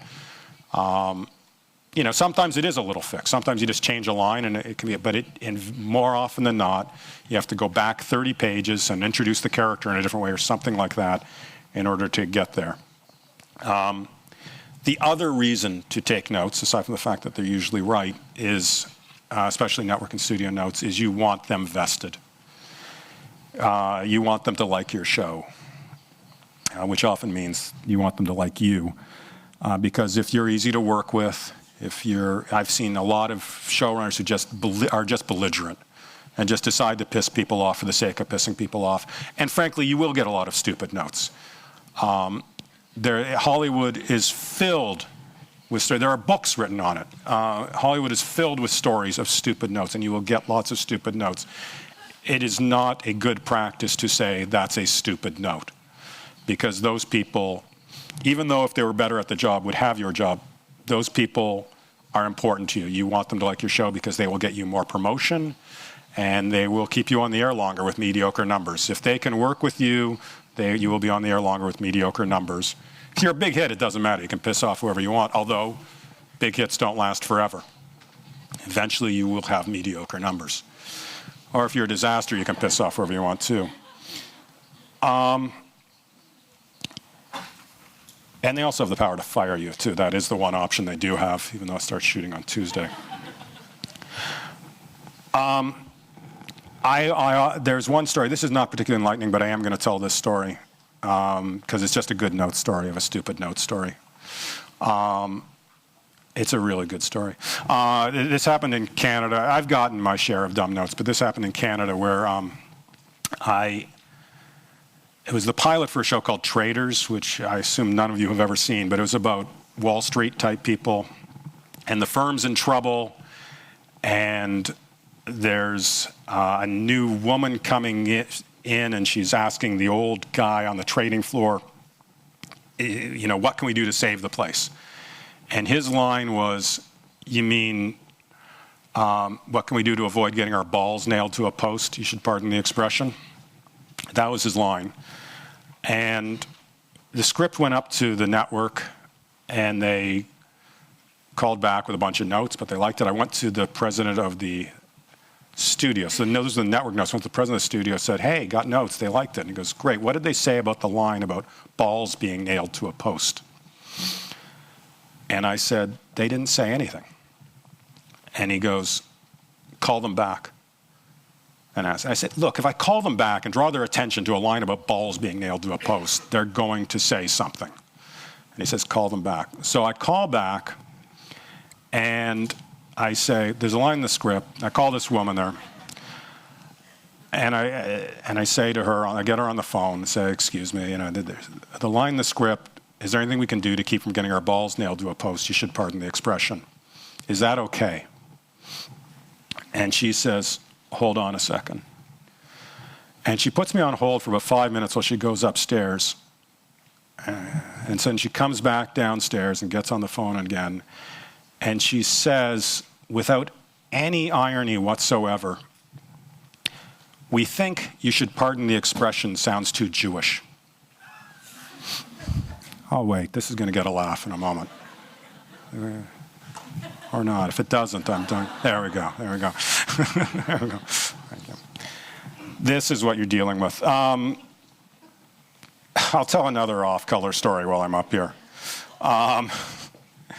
The other thing we couldn't do, we got away with a fair bit. First of all, I have no problem with network TV. You can't show nudity, you can't swear, but that's never been a problem, really. I've never had a problem with the stories they've let me tell, so I really don't have a problem. I hate that I have to do 24 episodes, but that is its benefit. And we've gotten away with more because medical reasons. If we're dealing with issues that are medically justified, we can say almost anything. And we came up with 3, and I don't remember the third now, unfortunately, and they were just perfect for a little girl. It's like yah-yahing the sisterhood. My favorite was Finding Nemo. It was just 3 kids' movies that just worked perfectly. Other things, just write, rewrite. That's another piece of advice. Just, rewriting. Writing is all about rewriting. If you think your stuff is great already the first time you did it, then either it was perfect or you're not learning. You should always look back on your past efforts and be looking to improve. And it wasn't perfect, so rule that one out. The other thing, I said, God, this sounds like I'm writing a song, but live your life. I didn't become a writer until I was 31. I was a lawyer before that, and I think I have benefited greatly from that. There's a lot of ex-lawyers who are writers, and I've got rationalizations of that, but I don't think that's the big thing. I think lawyers are trained in a certain way that's helpful. I think the big thing was simply I was in the world. I'm very leery of writers who come right out of, who wanted to be writers from the time they were 12, who came straight out of, film school and became writers. I am very suspicious of that because, as I said, I'm not a big believer in write what you know, but I am a believer in you know nothing when you're 20. You grow up a lot between 20 and 30, and the world is complicated and subtle and gray. And issues, I think I alluded to that, it's all about those issues. It's all about those gray areas. And people are complicated and subtle and gray. And at 20, you're an idiot. Don't worry about truth. By that, I mean, I don't like true stories. True stories have no point. Very few lives unfold in a nice little 3-act structure. I do care about honesty. I care about dealing with real issues and real people. As I've often said, the characters in my show aren't real, but the issues they are dealing with are real. When somebody is deciding whether to pull a plug on the child, that is a real issue that people can relate to. That when somebody is dealing with having lied to their girlfriend, that is real. How do you deal with that? So make sure you are true to those things. Having said that, the medicine has to be real. We didn't cheat the medicine. That is one of the weird, you start doing the math on things like that, and you don't want to give false hope or false fear. There's a lot of people watching our shows. Even if we have something that affects 1% of the world, that's a lot of people who were affected by some disease, so it would be really foolish of us to say, we cured lupus. On the other hand, it would be very foolish of us to say, he has a flu, he's going to die. Either way, that's,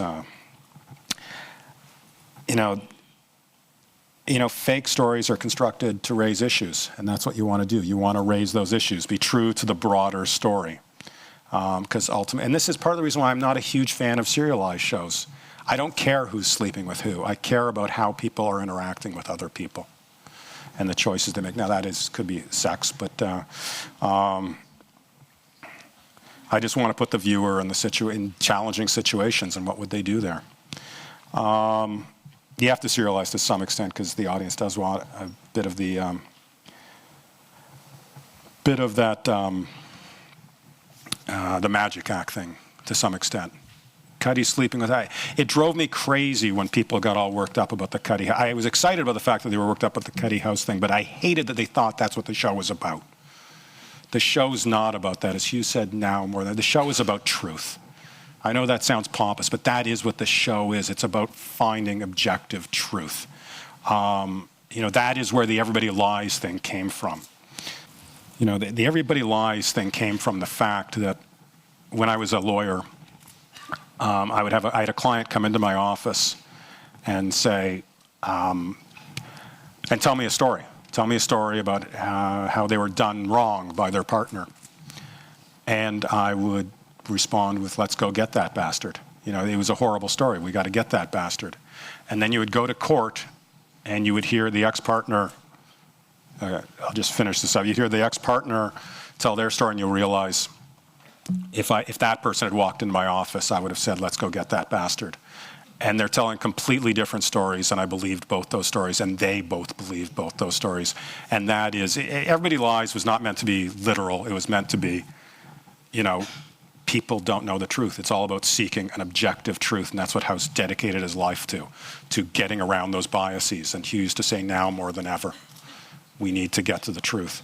And I understand you want to open it up to Q&A, so I have nothing else that's interesting to say. Yeah. 예, 질문이 있으시면 손 번쩍 들어주시기 바랍니다. 안녕하세요.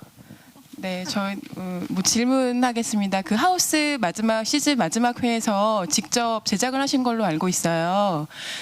아까 말씀하신 것처럼 에디터 컷도 있고 디렉터스 컷도 있고 이런 것들이 있는데 마지막 편 제작하실 때는 어떤 과정으로 어떻게 만드셨는지 그리고 어떤 애정으로 만드셨는지 좀 궁금하거든요.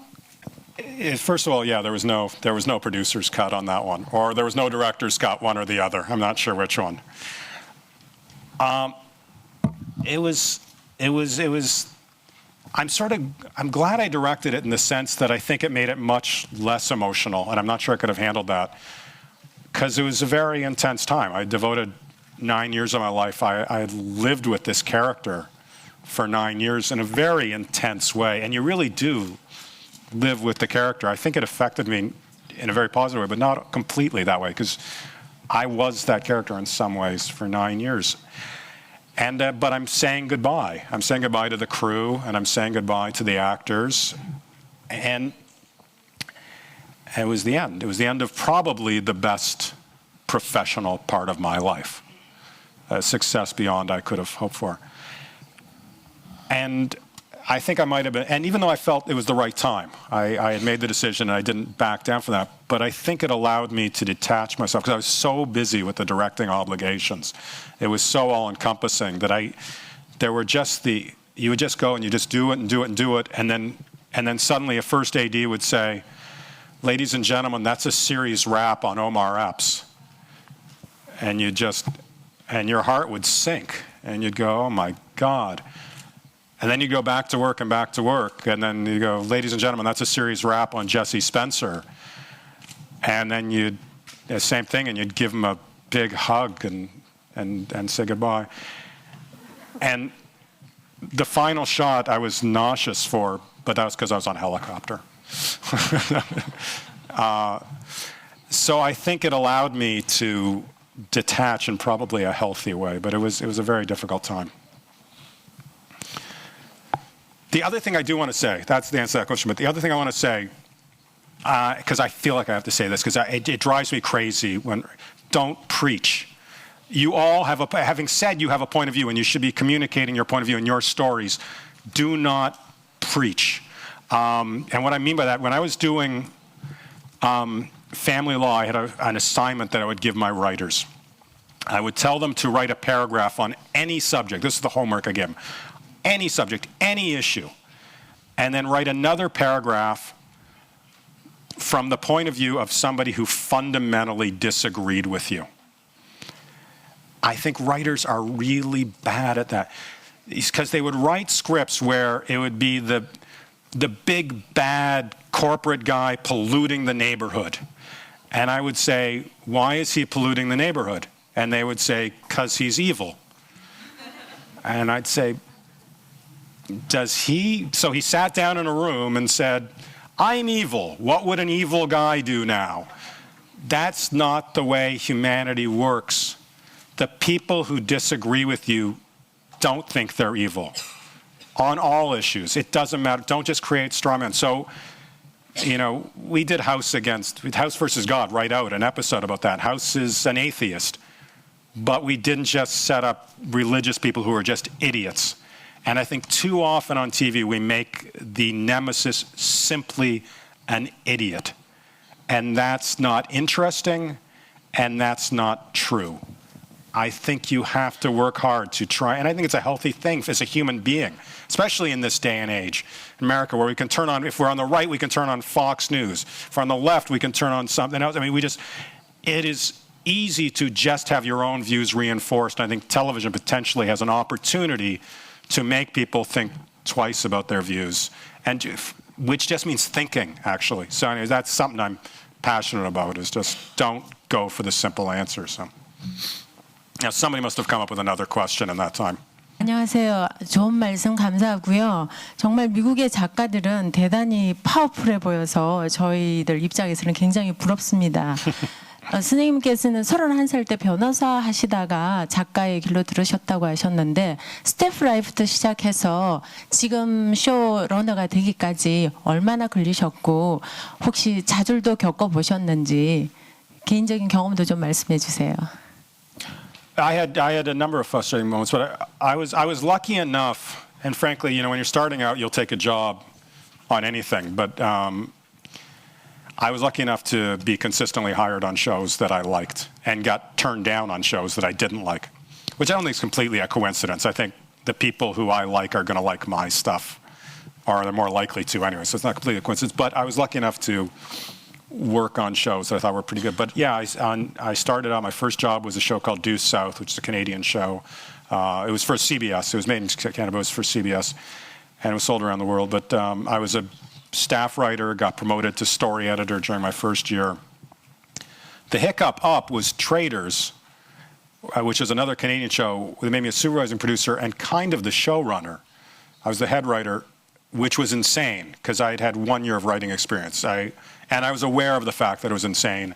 And my agent told me, do it because you'll learn a lot.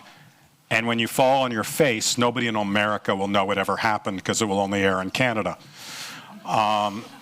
So I took that job, but it also reinforced my awareness that I needed to write more and write for people who I was going to learn from, which meant going back to the States, because if they're making me the boss in Canada when I'm not ready. So I went back, I did The Practice, which was a weird situation because David E. Kelley was running that, and David E. Kelley's sort of notorious for radically rewriting people.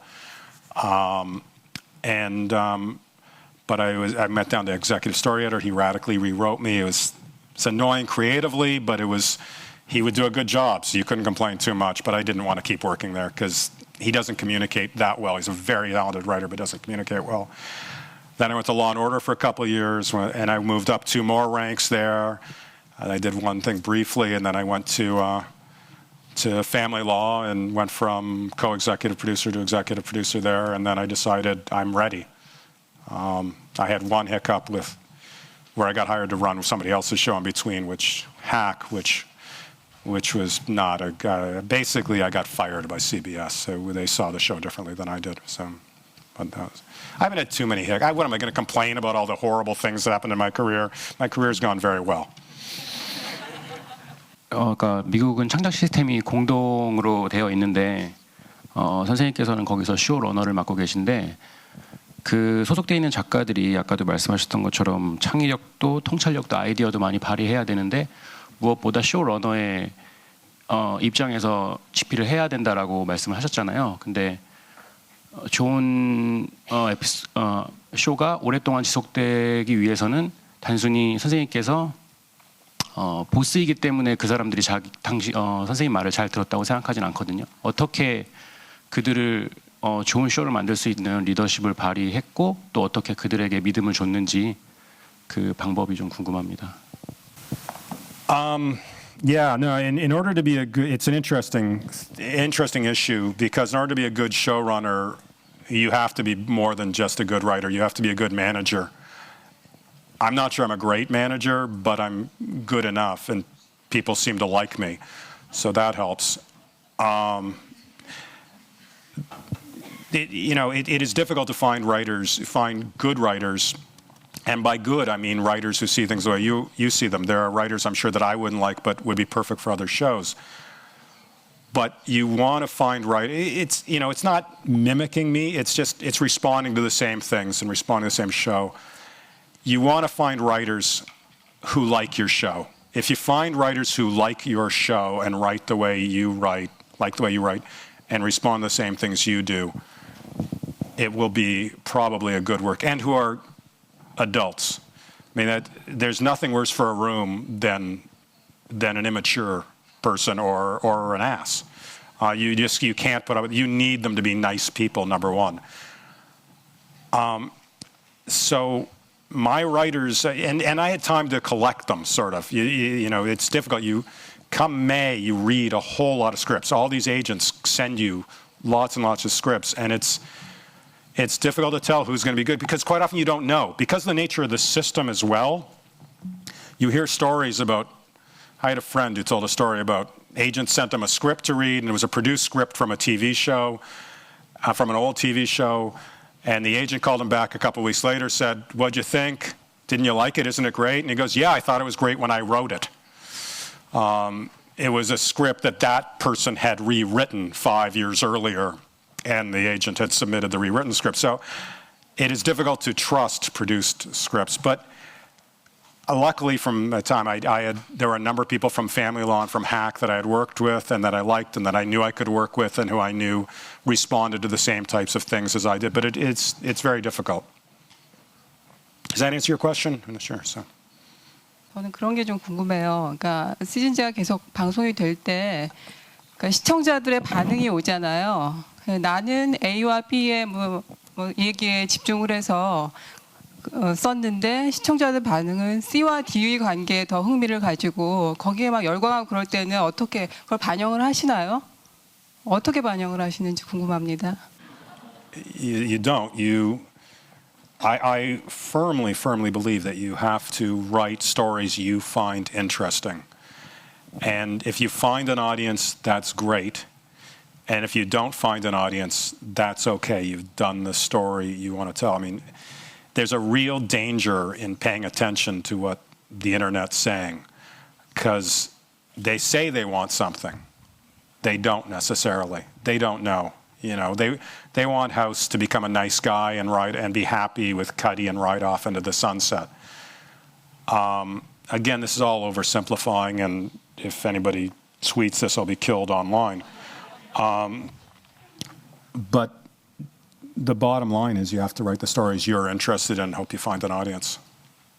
앞으로 좋은 작가가 계속 될 거라는 강한 자기 확신이 있어서 작가 일을 계속 하고 계신 건지 아니면 공포심 같은 거는 따로 없었는지랑 그 좋은 감을 놓지 않기 위해서 하고 있는 특별한 습관이나 학습법이 있나요?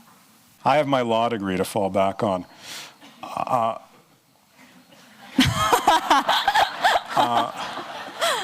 No, I think every writer. I mean, it's bizarre. I mean, I think that's what drives you is that insecurity. I mean, I think I would hand in, and I wouldn't even. I would rewrite the scripts before I went to the network, and to a certain extent, every single time you hand in episode 176, and you're thinking to yourself, they're going to read this one and realize I'm a fraud. It did 175 episodes they love, but this one's going to reveal the truth that I don't know what I'm doing.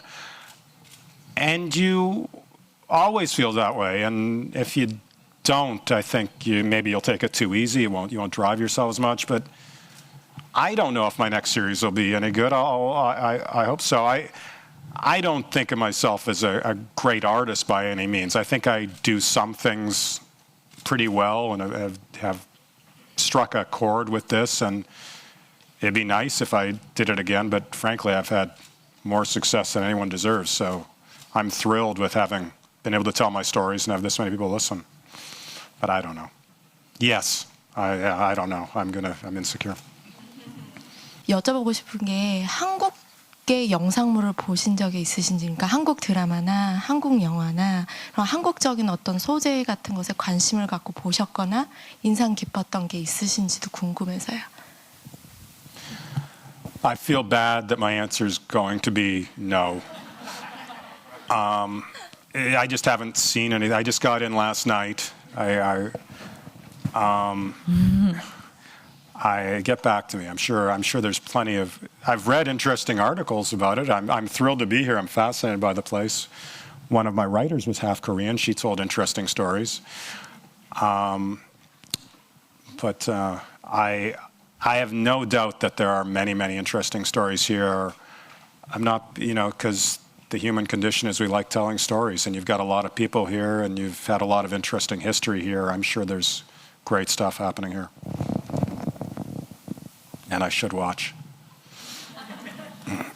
아까 쇼러너가 맨 마지막 단계에 직접 쓰신다고 말씀하셨는데 그때 이제 EP들이랑 같이 회의를 하면서 모니터 2대를 띄워놓고 쓰신다라고 하셨을 때 그 구체적인 과정을 좀 듣고 싶은 거가 하나가 있고요. 두 번째 질문은 지금 이제 하우스를 끝내고 새로운 드라마 프로젝트를 준비하고 계실 텐데 어떤 작품인지 좀 들어볼 수 있을까 합니다. It's a good question to end it on as I sell my next project.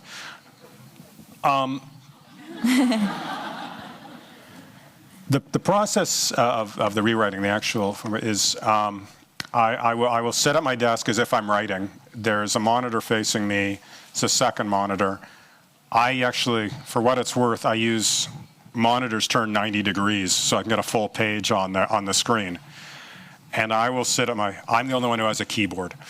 They sit opposite me, the writer and perhaps one of the other executive producers, one of the writers, one of the other writing executive producers.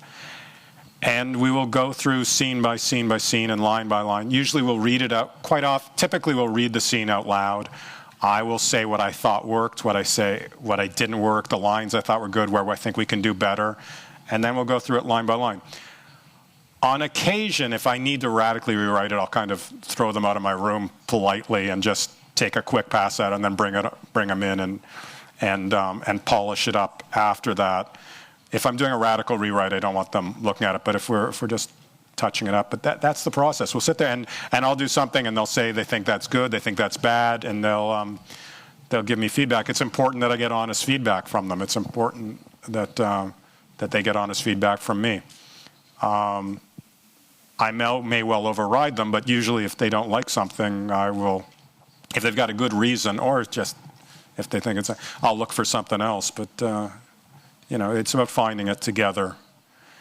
I've got 2 pilots. I sold a pilot to a cop pilot that it's a bit of a strange concept. It's 3 cops, one of whom isn't actually a cop, working together. One guy who's been thrown off the force but is continuing to work with his ex-partner.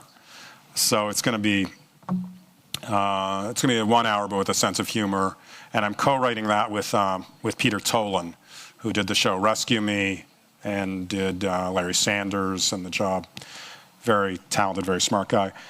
And then I'm doing a show about an ex-cop who gets fed up with everything, quits the force and becomes a lawyer and is just barely getting by. But he will bring a cop's mentality and attitude to the practice of law, and much more of just a regular guy who is very good at reading people and reading situations and knows the cops and all that. So that's the one I'm doing for ABC. And currently both of them are getting. I've gone through the hoops on this one. A 2-pager that they've approved that. An outline, they've approved that. I'm right now, which takes days, sometimes a week or something. I'm right now writing the scripts, and hopefully it'll be on the air next, one or both of them will be on the air next September, so please tune in. 네. 전직 변호사였던 그것을 10분 활용하는 데이비드 슈어입니다. 마지막으로 한마디 인사, 감사 말씀 부탁드리겠습니다. I've had a very weird life.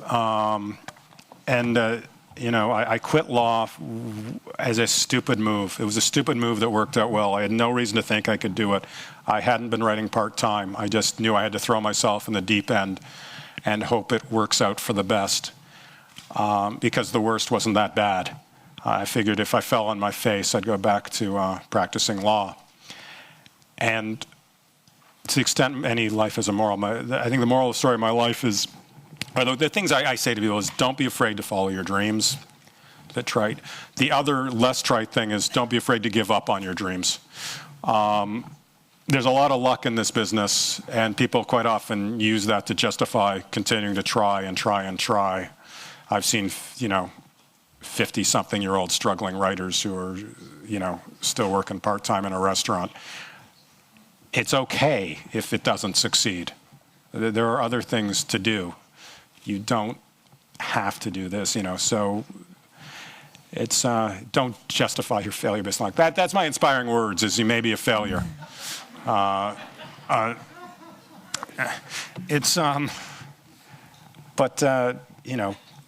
It's a wonderful business if you can do it. It's amazing. Thank you. My final, actually, seriously, this has been,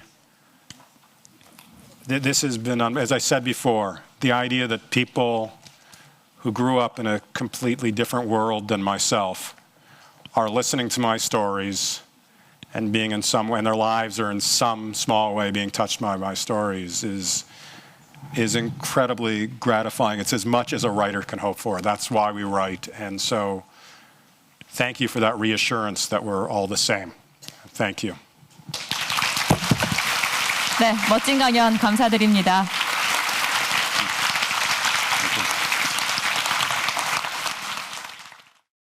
Soy boricua pa' que tú lo sepas. Lo que son a fuego representan.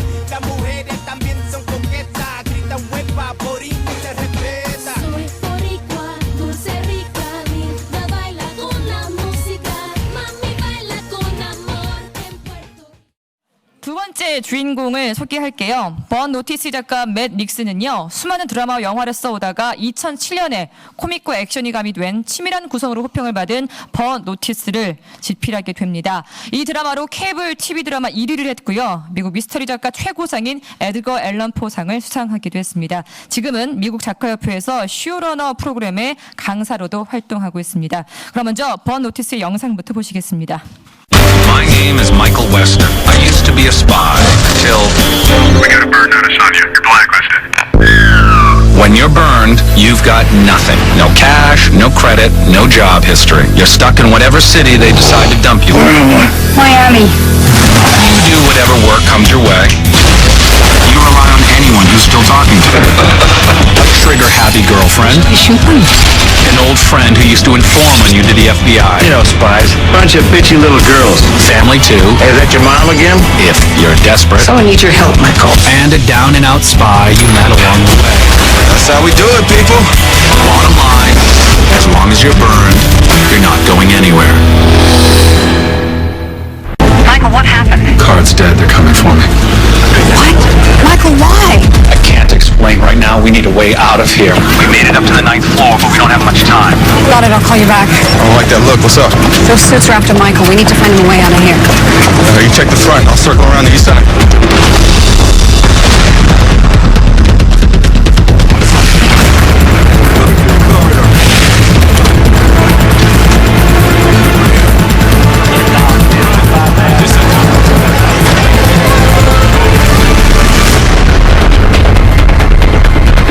You to make contact with hotel security.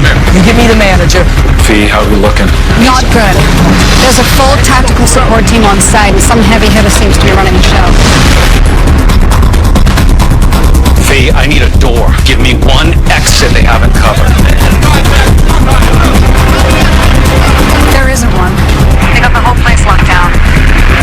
Michael, you're trapped.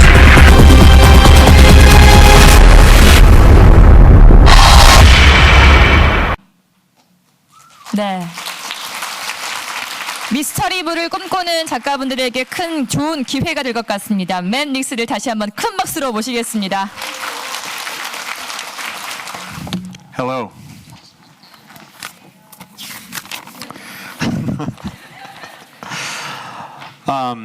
I was thinking while I was watching David speak that in a way you've all made a terrible mistake. You've invited two sort of analytical showrunners with a similar style to come to Korea and tell you what it's like to be a showrunner. And the answer is, for the most part, not like us. I should start by saying my career has been a little bit unlike David's career. It's been sort of strange in that I, for many years, worked writing movies. Movies that never got made, but movies nonetheless. And after many years of writing scripts and having executives at studios say, 감사합니다, and then throw them away, I got frustrated and went into television. And my career was very unusual in that the first script that I wrote for television, I ended up becoming the showrunner. And I don't actually know of any other cases where that happened. I was just very lucky, and the process by which I sold the show and worked on the show was very unusual. And so I was fortunate enough to be made the showrunner at the end of that process. Now, I should say my show is on cable, which is different than having a show on a network. My show had 13 episodes in the first season, 16 episodes in the second season, and then 18 episodes for the seasons after that, and next year we'll have 13 episodes. So that's very different. On a network, you may have a show like David's, which is the most watched show in the world. And on a cable network, you would have a show like mine, which is not the most watched show in the world.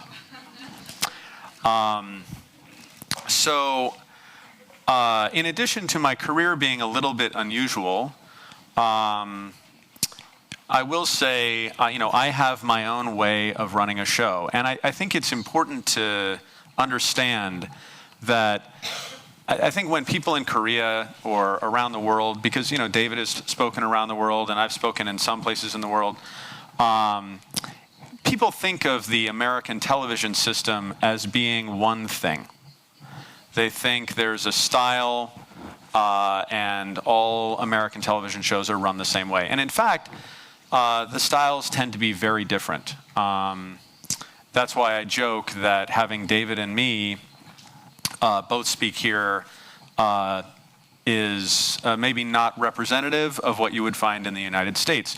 What we really need is one very angry guy to join us, to talk about when he tells his writers they're idiots, to get it right? And then we need the laid-back woman who has a family of writers that she works with and enjoys hanging out with, and then we need the mean woman, and there's so many different ways of doing it. And so what you're hearing about today are two ways of doing it, and hopefully that's useful and interesting to you in thinking about what can you take in the Korean system from the American system. So one thing, and I'll also say, I was joking with David earlier that the title Sunbenim is made for his shore Sunbenim. Because, and he asked me what that meant, and I said, It's like a guy who does what you do, only for a longer time and kind of better. And he said, "Oh, that sounds good." So I learned from people like him, and there's also one thing that I really like about the system is in the United States is everybody has their own style, and we all learn from each other.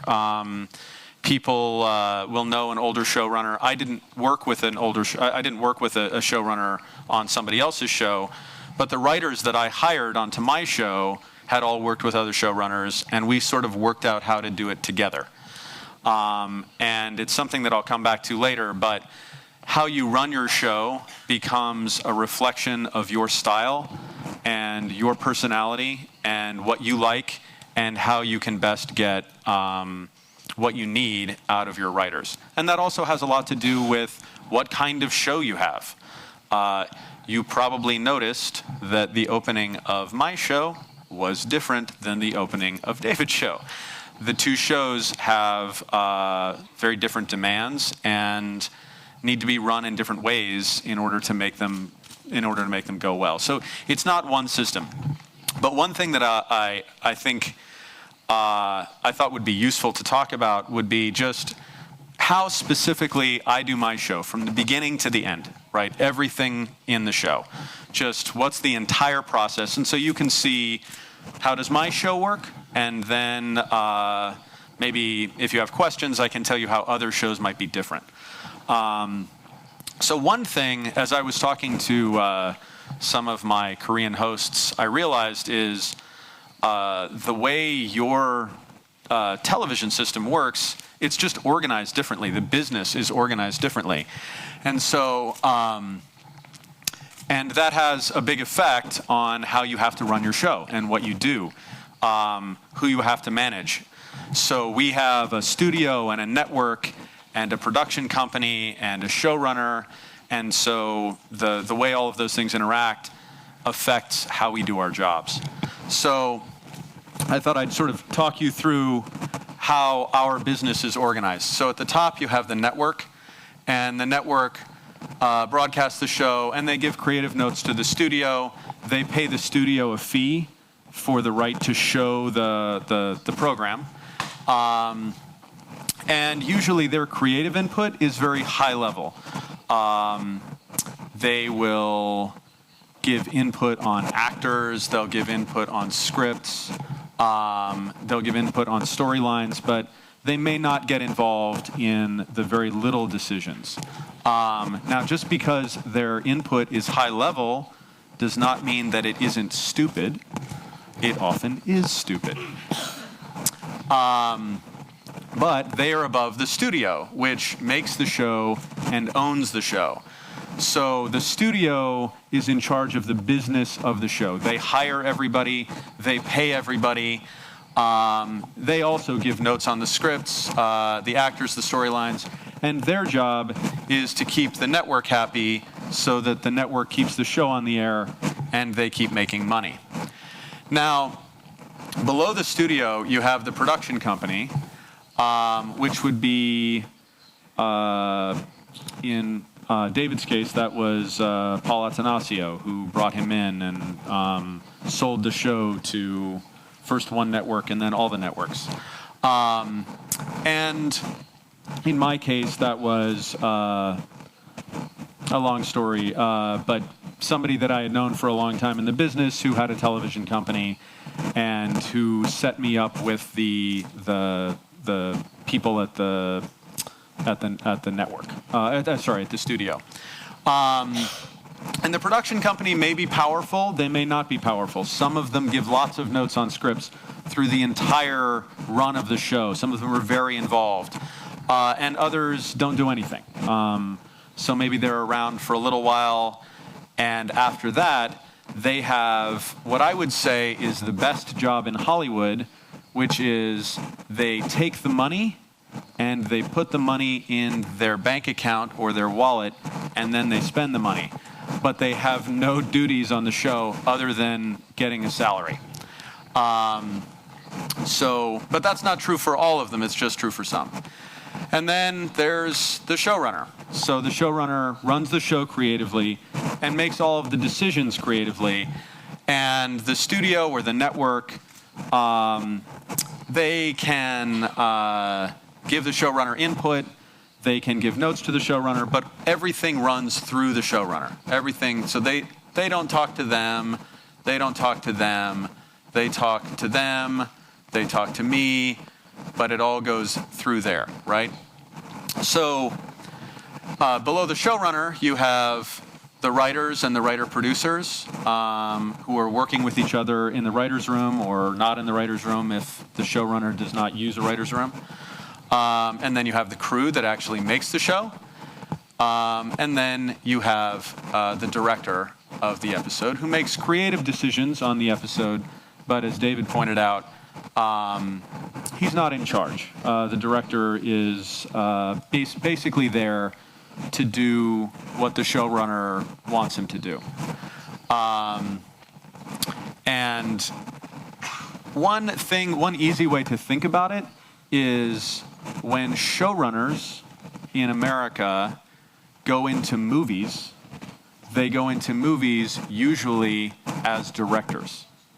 So because a lot of what a showrunner does, it's maybe 70%, 80% of what a director does in a movie, in terms of setting up how things go, choosing cast, directing the script, all of those things. That's in a movie that would be a director's job. In American television, that's the writer's job. So that's one way of thinking about that. And so, the directors, there's a reason that they're not as powerful because they're coming on very late in the process. Often, the studio or the network even will know the episode better than the director at the beginning of the process because they get hired very late. And so it's very important to guide them through so that as they're making decisions, they're making the decisions you want. So what is a showrunner? We've already talked about this, but it's the person in charge of the show. It may be the creator of the show, but not always. Sometimes a writer will write a pilot or create a show, and that writer's not a manager. That writer's not somebody who likes running other writers or working with other writers, and they may create a show and then walk away. And then you bring in another showrunner who's usually an experienced writer who will run the show creatively, but is not the writer who wrote the pilot, who created the show. And so that's so for some of you who think about this kind of system and you think, well, if I were in America, I wouldn't want to manage all of that stuff. I wouldn't want to deal with production. You wouldn't have to. They'll get another showrunner for you. So the showrunner answers to the studio and the network. But it's important to remember that the studio and the network has basically one main power with the showrunner, and that is they can fire the showrunner. But they can't do much else, right? So it's sort of like if you're in a war with another country or you're dealing with a country and they only have one weapon and that weapon is a nuclear bomb. So they can kill you, but they can't do much else. So that's an important thing. That's one of the reasons that showrunners can be more powerful because ultimately if the network isn't angry enough to fire you, then they pretty much have to let you do what you want.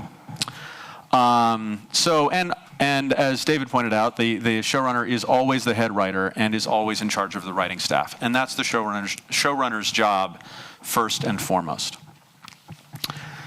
So then we have the writing staff. So little shows, David's show had a lot of writers. My show has 9, which is probably a little bit more than we need right now, but they've been around for a long time, and I don't like firing people. So a small show might have 6 writers or even 4, and a big network show might have even more than 12 writers. So it depends on the needs of the show. And also some showrunners, they like writing all the episodes, so they don't need a big staff. If you're writing all the episodes, you can't do a whole lot else. It's hard to be in editing. If you have to write all of every episode, that's very difficult. But some people do it, and they need smaller staffs.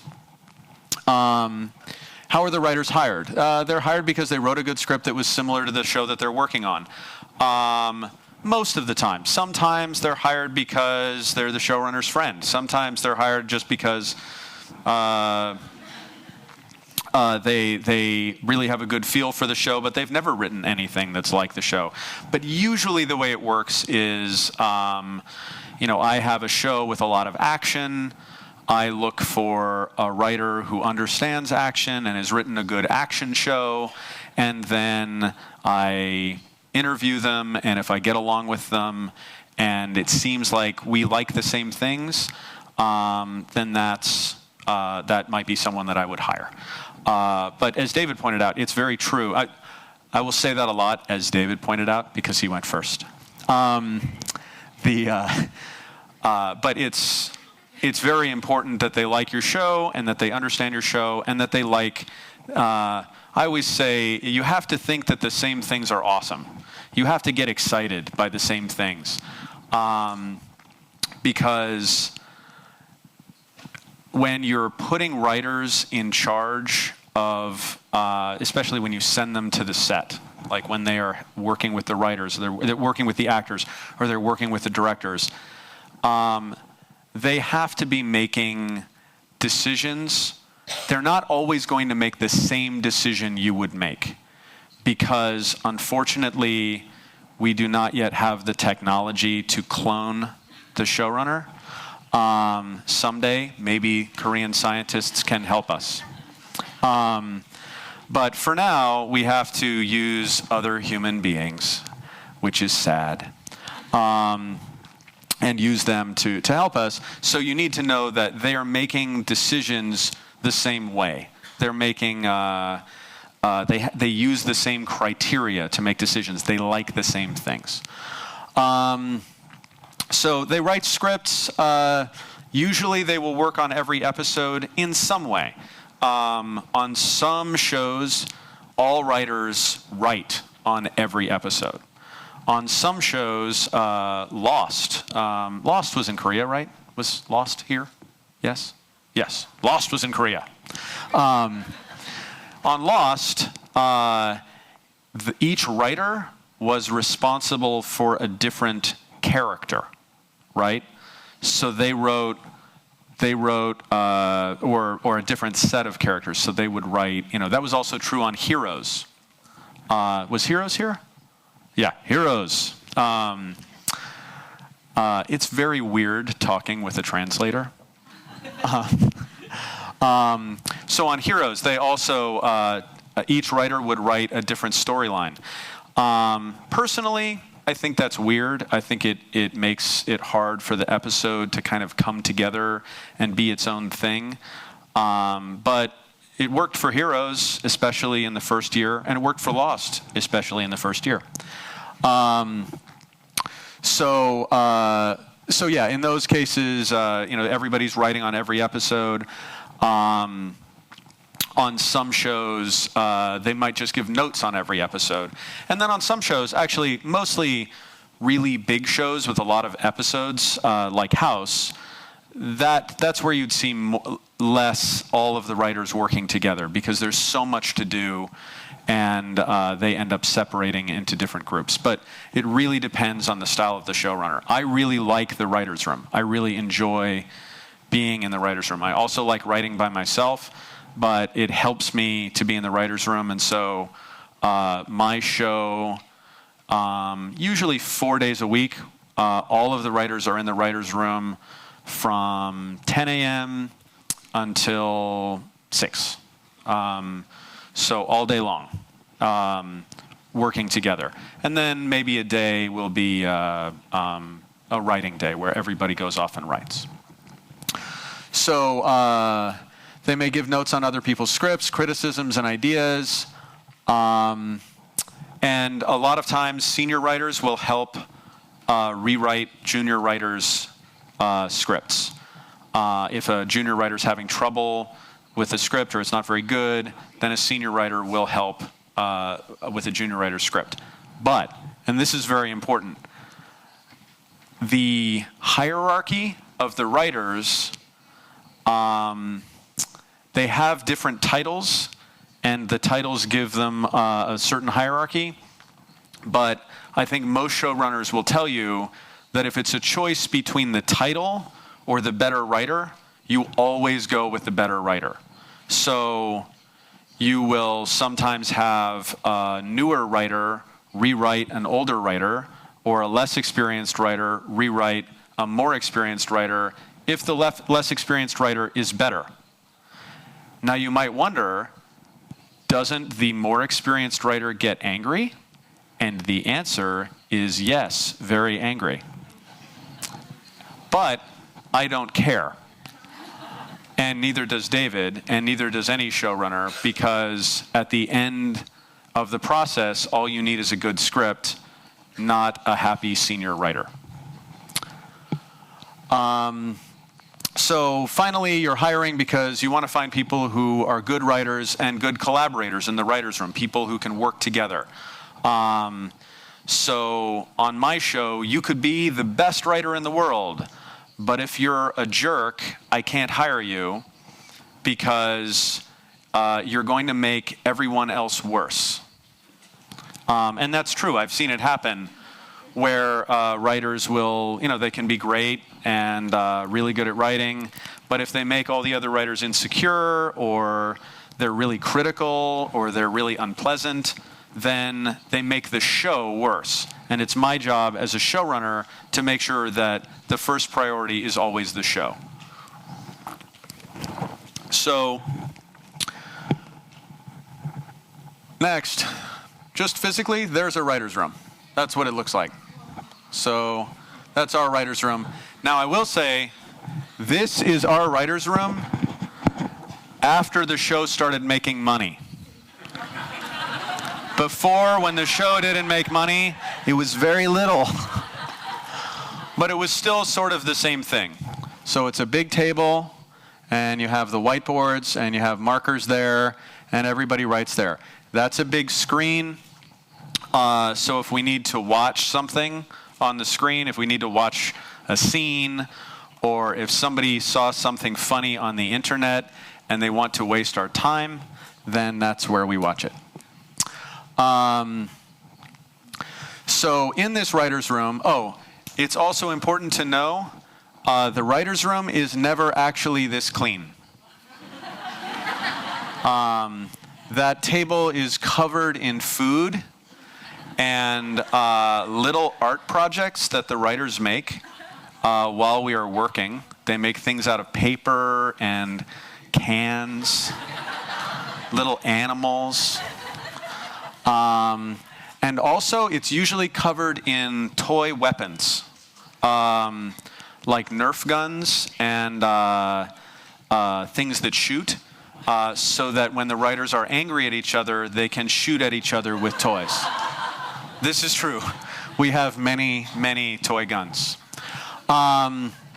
So in this room, one writer runs the room. That's what you call it. You call it, they run the room. And usually it's the showrunner, but it's not always the showrunner. Sometimes there's a showrunner, a guy that David and I know, Hart Hansen, who created a show called Bones, which I think maybe here. He doesn't like the writer's room. He has a big writer's room. They use it all the time, but he doesn't go into it. So somebody else runs the writer's room for him, and they come up with stories, and then they bring the stories to him, and then he works on them, and they write it. So just because you have a writer's room doesn't mean that the showrunner runs it. But I do, and a lot of times showrunners run the room. And so what you do in the room, usually, again, some showrunners would write the episode in the room, which I guess is okay, but I think it's weird and takes a long time. I would never want to do that. But most often, writers will break a story in the room. Now, I don't know how the translator is translating break, but I hope it's okay. I hope you understand. And breaking the story means they figure out what happens in the story, and they revise it, and they make it better as they go. So you figure out what happens in the story, and what happens in the story goes there, and there, and there, and there. And we have one whiteboard for each act, and an act is what happens between the commercials. So we know first there is a commercial for automobiles right there, and then the story happens, and then there's a commercial for toothpaste, and then that story happens, and then you get the idea. So in this room, people sit around and they come up with ideas. Usually we know more or less what is happening in the story before we start. So I say to writers, I want to know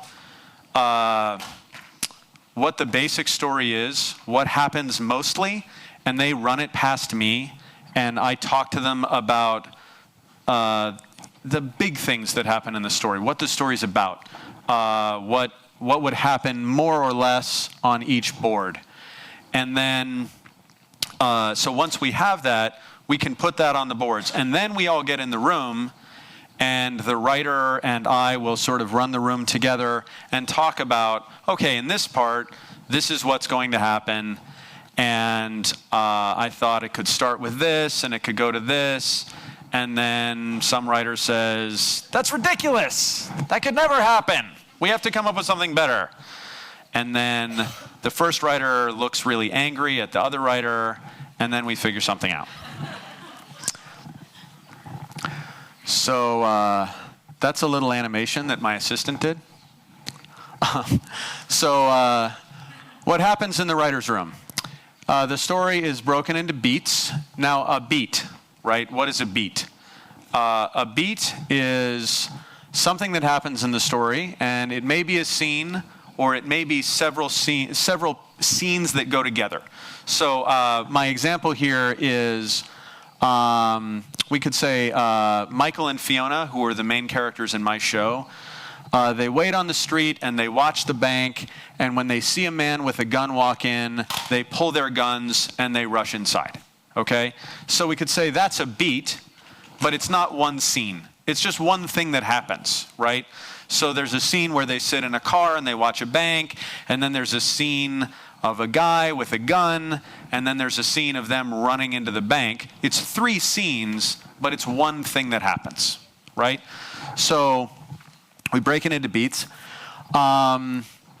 So usually the writer of the episode, the writer who I say, okay, you're writing this episode, the writer has an idea of what the beats are. They may have some things missing. They may need some ideas.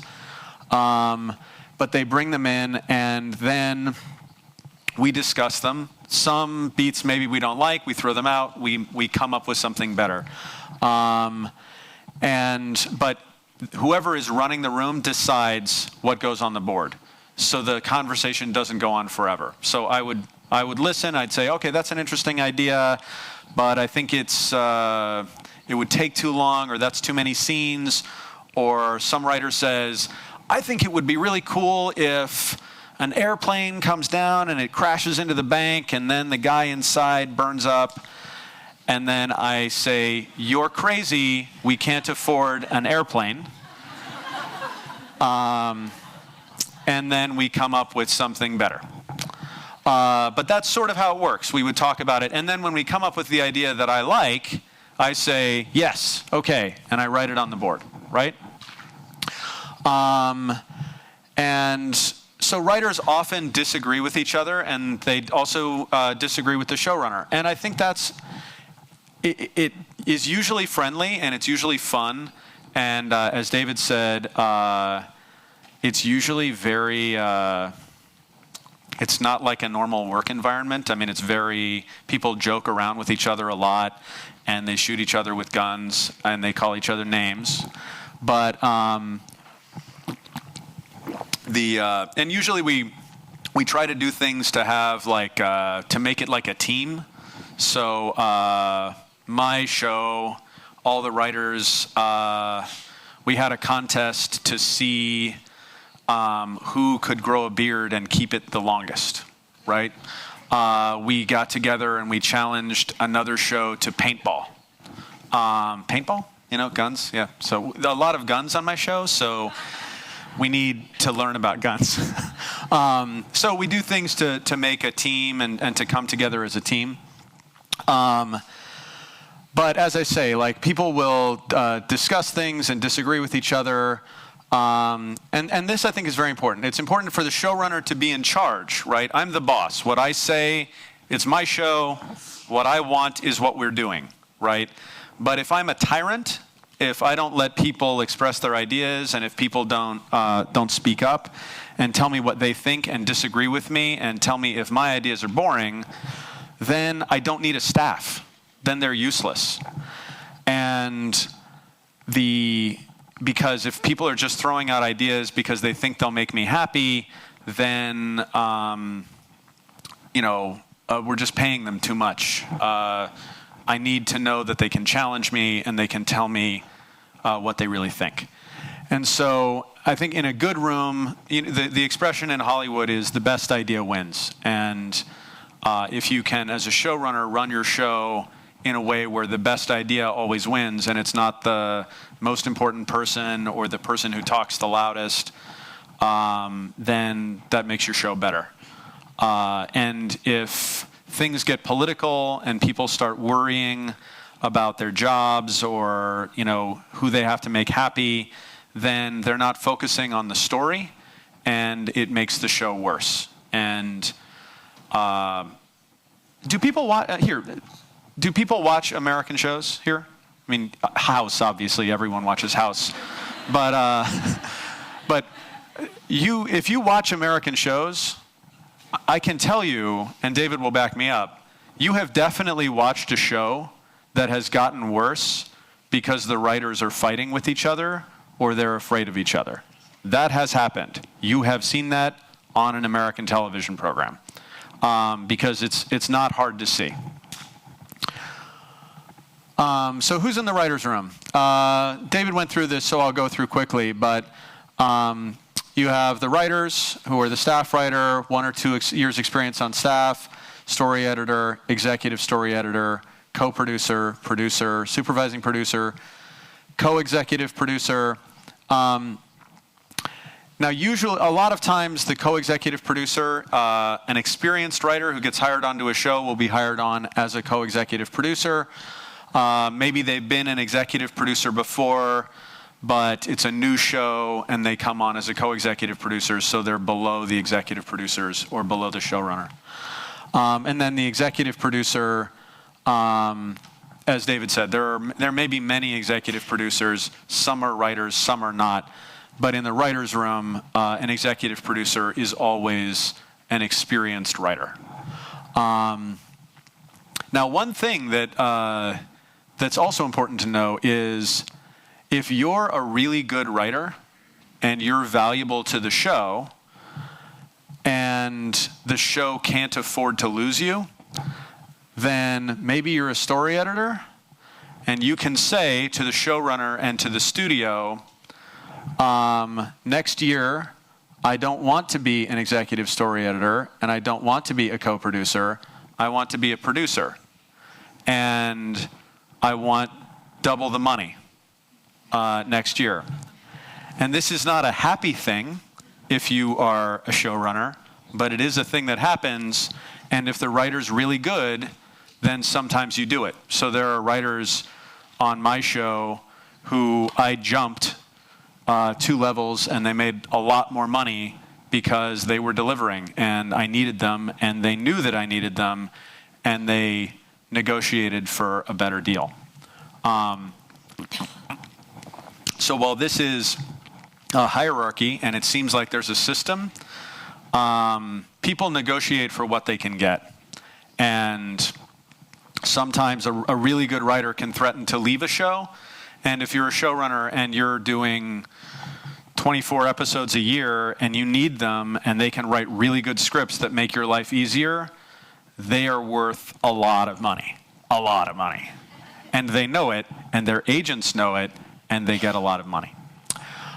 So at the same time, you also have administrators. So you have a script coordinator who does outlines, scripts, and script changes and edits things.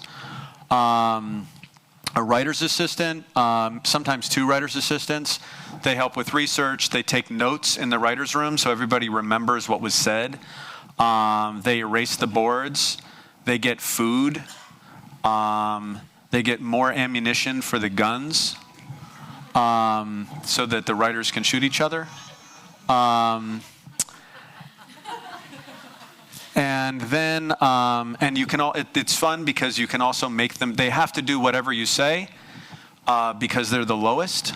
So you can make them do silly things and it's fun. So we made our writer's assistant dress with a cape and he had to wear green sweatpants. But I gave him a job as a writer and so he was very happy. And then you also have the writer's PA, the runner, and they just do the things that the writers need that are not, usually not writing related. They clean out the fridge when stuff is smelly in the fridge, things like that. Writer-producers, okay. So you've seen a lot of these titles are producer titles, right? So as writers gain more experience, they're given the title producer. Now, this is weird because some writers in Hollywood get the title producer, but they do no producing at all. All they do is write. Some of those positions, as they become higher and higher as writer-producers, maybe they stop writing. Not always, that would be unusual, but it does happen where they get a job where they start writing less. So it's a very flexible thing. It seems like the rules are all worked out and it all works the same way, but it really doesn't. So on some shows, writer-producers help with production before, during, and after shooting. Now, both David and I like to have writers on set. That's very important it's crucial for me, and from what I hear, it was very important for David. Always on set? Yes. So always the writer of the show on set. So if you wrote the episode, you're on the set the whole time. But not all showrunners do that. I do that. David does that. Some showrunners hate having writers on the set. I think they're wrong, but I think it's really important. And there's no way that I could do my show without that. So that is definitely a producer responsibility. That's not a writer responsibility. We think of that as a producer responsibility. But for my show, even if you don't have the title producer, you have to do producing things because that's just how I run my show. So even if you just got hired, you have to act like a producer from the day you get hired, which some writers like and some writers don't like. But if you don't like it, don't work on my show. So now I'll go through what happens in an episode from the perspective of a writer. What do you do? So at the beginning, this is a little misleading. This isn't precisely right. But at the beginning of the season, what we do is we set aside time where we don't work on episodes. What we do is just talk about the season. What do we want the season to be like? What's the story of this season? Who are the good guys? Who are the bad guys? And that's mostly for the serialized story, the story that continues from episode to episode. We decide that at the beginning of the season, and then it changes as we go on. But at the beginning of the season, we're working out that story. So we're breaking that story almost like it's an episode. We're figuring out what will happen in each episode of the show over the course of this season. And, so we work that out at the beginning. And that's in a period called writer prep. It's actually much longer than 14 days, but my assistant was trying to make it simple when he put it together. So we'll call that writer prep. So let's say it's easiest to think of this like it's the first episode we're doing. So day 14 to 21, it's about a week. We spend about a week breaking each episode. So that process where we sit around the table and we talk about what are the beats of the episode, that takes, on my show, that takes about 7 days. So if you think about that, it's like, a day, well, each episode is 4 acts and a teaser and a button. You could call it 6 acts, right? So that's sort of a day for each act. It's not quite like that, but that's a simple way of thinking about it. So days 21 to 28 are when you write the outline. Now, David, on his show, because he is powerful and has the show watched by the most people in the world, he doesn't have to do this. But on my show, we have to do this. So we do the outline, and the outline would be, we actually write long outlines now because it makes it easier to go to the script, and it gives me another opportunity to read the story, and everybody has another opportunity to do notes on the story. So the truth is, now, many times we turn the outline in to the network and the studio for notes to see what they think, and they pretend to read it. And we will talk to them, and they'll say, this one was really good. Keep it up. And then I'll ask them some questions, and it's clear they didn't read it. But it's still good for us because we now know the story, and I can say to the writer, this is what the story is, and we can work out some of the problems of the story before the script is written. So next, the writer now writes the first draft of the script. Probably get about 14 days to do that. Now, we changed this process a little bit in the last year, and I can tell you more about that later, but this was how we did it for a long time. So about 2 weeks to write the script, and then production. So they're done with the script. We finish the script. Now, in that process, in the script time, I'm working on the script. Everybody's giving notes on the script.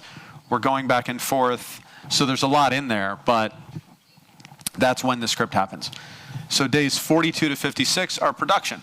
So on the first day of production, or the day before production, my show, we write the show in Los Angeles and we shoot the show in Miami. So the writer gets on a plane and flies to Miami, right? And when I had my other show, The Good Guys, it was in Dallas.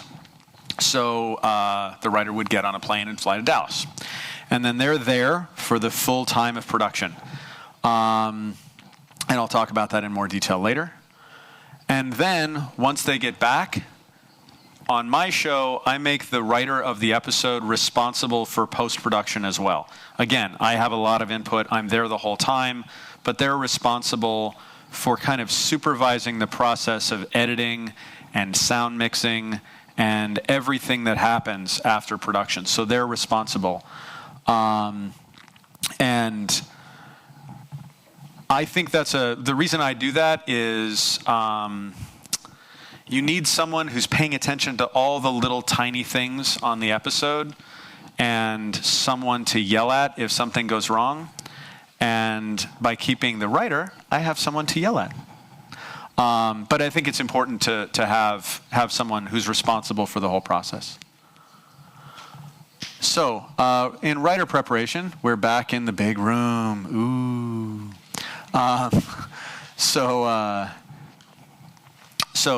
Writer prep takes place in days 1 through 14. So one of the things we talk about is just the mechanics of the show. What are we going to do this year? What directors are we going to hire? What's the schedule, right? Where are we going to be? Now, a lot of this happens very early, and this is a pretty high-level discussion between the studio and the showrunner and the producers. When do we start? When do we finish? Are there vacations? How How much vacation can we afford? What sets do we want to build? Because maybe at the beginning of the season, we know that this season, there are going to be a lot of scenes set in a hospital. So maybe we should build a hospital.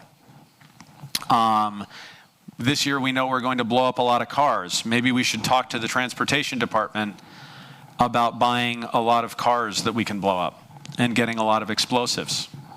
So there's that. So the season arc, we'd also, as I said before, we'd map out what happens in the season from beginning to end. We call it the mythology of the story. It's the story, the serialized story of the show and the background of the characters. We'd work out all of that. And we talk about not only what happens in the plot, but also how do the characters grow, what are their relationships, and what's happening in the story overall, and you know, how does that relate to the how would the characters react to what's happening in the story, that kind of thing. Then we arrange the episodes. We need to figure out who's writing which episode, who's directing which episode, when can they be out there. So we'll figure, because they all have to go to Miami, and we can't send someone out twice in a row, or they won't know what's happening in the room, and maybe we have specific needs. So we arrange the episodes. And then, once we know all of these things, I have to go in and dress up and talk to the president of the studio and the network, and talk about what we're planning to do for this season. And then they say they have their changes, or they have their notes, or they have their ideas, or they want to tell me not to spend so much money this year. And they always say that. So that's that. And so, but sometimes the truth is, we are blessed to have some smart people at the studio and the network, and sometimes they have really good ideas. And so they'll give us feedback, and they'll also tell us, I know there are a lot of questions about, you know, in Korean dramas, the audience reaction will affect the storyline going forward. And you can do that because you write the shows a couple of minutes before they go on the television, I guess. It's crazy. You people work way too hard.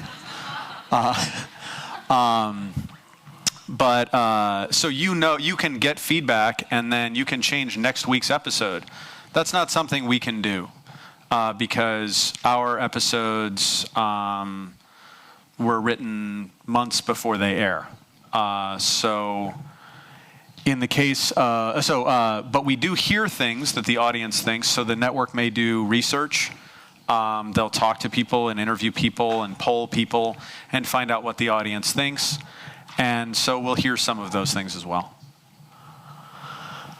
So when we're breaking the episodes, as I said, we have a teaser and 4 acts. See all the food? That's the, and that's how people dress. And there he has a beard. He's growing the beard. So actually, this is there. I think that's the writer of this episode who's talking about this episode. So, and oftentimes, I may sit at the top of the table. So it gives you a sense for what it looks like. We talk through what's going to happen in the story. Now, each act we know, because we've done this for a long time, each act we know will have 6 to 8 beats per act. We know about how much story we need in each section of the story. So we can go through and talk about, okay, we need this many things to happen in this section of the story, so that we don't send an episode, or we don't decide to write an episode that we can't write, that won't be producible. So we know more or less how things need to lay out. And we think about, much like on David's show, we think about the storylines in terms of the A storyline, which is the story of the week, and also the B storyline, which is the serialized story, the story that continues from week to week, and also the emotional stake storyline. And in a good script, obviously, all of those things will work together. You can't just, squish any stories together and hope they work.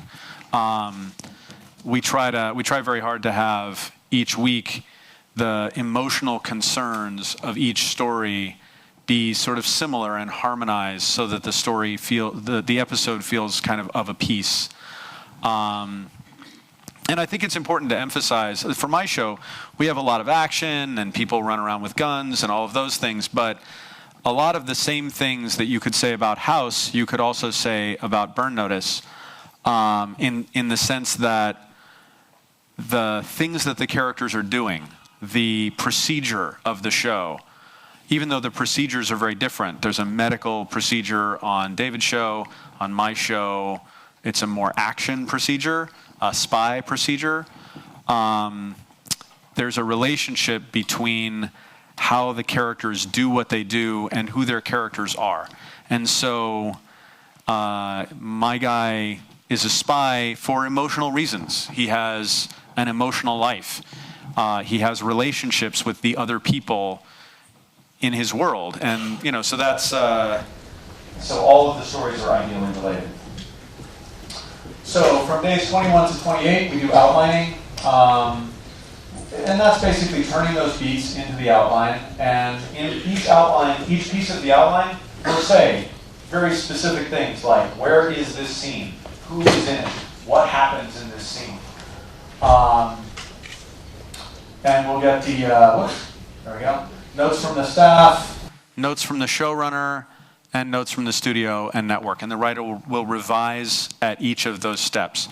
And it can seem very inefficient and elaborate, but in a way, you could just think about it like you're just doing revisions. You're just rewriting your story as many times as you're rewriting your story a lot of times, and hopefully your story is getting better each time you're rewriting it. And then when you're done, you publish the outline. And then one of the things that we do is when the outline's done, we send the outline to Miami so that everybody can start thinking about how are we going to produce this episode. So in that teaser that you the piece of video that you just saw, we needed a hotel, right? And we needed a very specific thing, which was we needed a hotel where we could shoot all those people running around, right? We needed a hotel where we could get a big crowd in front of the doors. And then this is very important. We needed a hotel that would let us drive a car through a wall in their parking garage. And not every hotel will let you drive a car through a wall. So when we send the outline to Miami, they can start calling hotels and saying, hi, will you let us drive a car through a wall? But also they can think about, we try to give them as much prep time as possible so they can build a set, or maybe they know, this episode is going to need a lot of, actually one time, we were doing a Yakuza episode. And it's pretty hard to find Japanese people in Miami. So when they got the outline, they started looking for Japanese actors who they could find in Miami, and we needed a long time to do that. So the next section is writing the script. So outline goes to script. We do the writer's draft. That would be 50 to 52 pages. You get notes from the staff. Everybody gives notes on every script. So one of your responsibilities is reading everybody's scripts and saying what you think and saying what you think could be better and giving your suggestions on every script. And some people's notes are better than others. When we have a brand new writer, sometimes their notes are not very good, but I think it's important that everybody is reading each other's scripts so they all know what's happening in the story and they all have a stake in each other's stories. And so I think that's an important part of the process. And also, I read all the notes and say which ones I agree with. And so I may talk to a writer and say, hey, that note you gave was really stupid. What are you thinking? And that's one of the ways that the writers get a better sense for what I'm thinking and what I want. So then everybody gives notes. Then usually I'm giving notes in there, so it's not really notes from the staff and then notes from the showrunner. I'll give notes, and we'll all sort of give notes together. The writer revises. Now, usually in there, this is where I'm doing my rewrite on the script. I started out, when I first started on the show, I did very heavy rewriting to every script. So I was rewriting, it was pretty brutal. It was a lot of writing, and also all the outline writing. I was rewriting all of those. Now, I sort of changed my style, and also my writers have more experience on the show. So instead of rewriting them, unless the script really needs it, I will just keep giving them notes, and sometimes I'll dictate to them. I'll say, this is what the character says, or I'll write it down in a note. This is how this scene goes. This is exact. But I want them to write it. I want them to have to do it so that they own it, because they're going to go to Miami, and they're going to have to help produce the episode. And I want to make sure that they know every word in the script and they understand every word in the script. And one of the things that I found early on was when I was rewriting, now I have to go through it with the writer and explain everything that I did, right? I have to make sure that they know what I meant on everything, right? It's exhausting. And I'd rather do that early on. And sometimes they get it wrong, so I find it's better for me, and they learn more when I have them do it. So sometimes a writer will do 8 drafts, and I'll work with them, But ultimately, I think that the system is probably a little bit similar to David rewriting in front of the writer, because it's important that you're also teaching your writers as you're rewriting them. Otherwise, they never get any better, and they never get any more useful to you. And they're there to be useful to the showrunner. So in the producing part, so I'll just talk through what does the writer do in production. So we have 7 days of prep. On David's show, they have 7 days of prep and 9 days of shooting. On my show, we have 7 days of prep and 7 days of shooting. And I know that you are all thinking that that's not fair, and I agree, it is not fair. So on David's show, when they're producing, I think they probably have a lot of time to go to the beach or have parties or do extra things. We don't have that time because we only have 7 days. So they travel to Miami.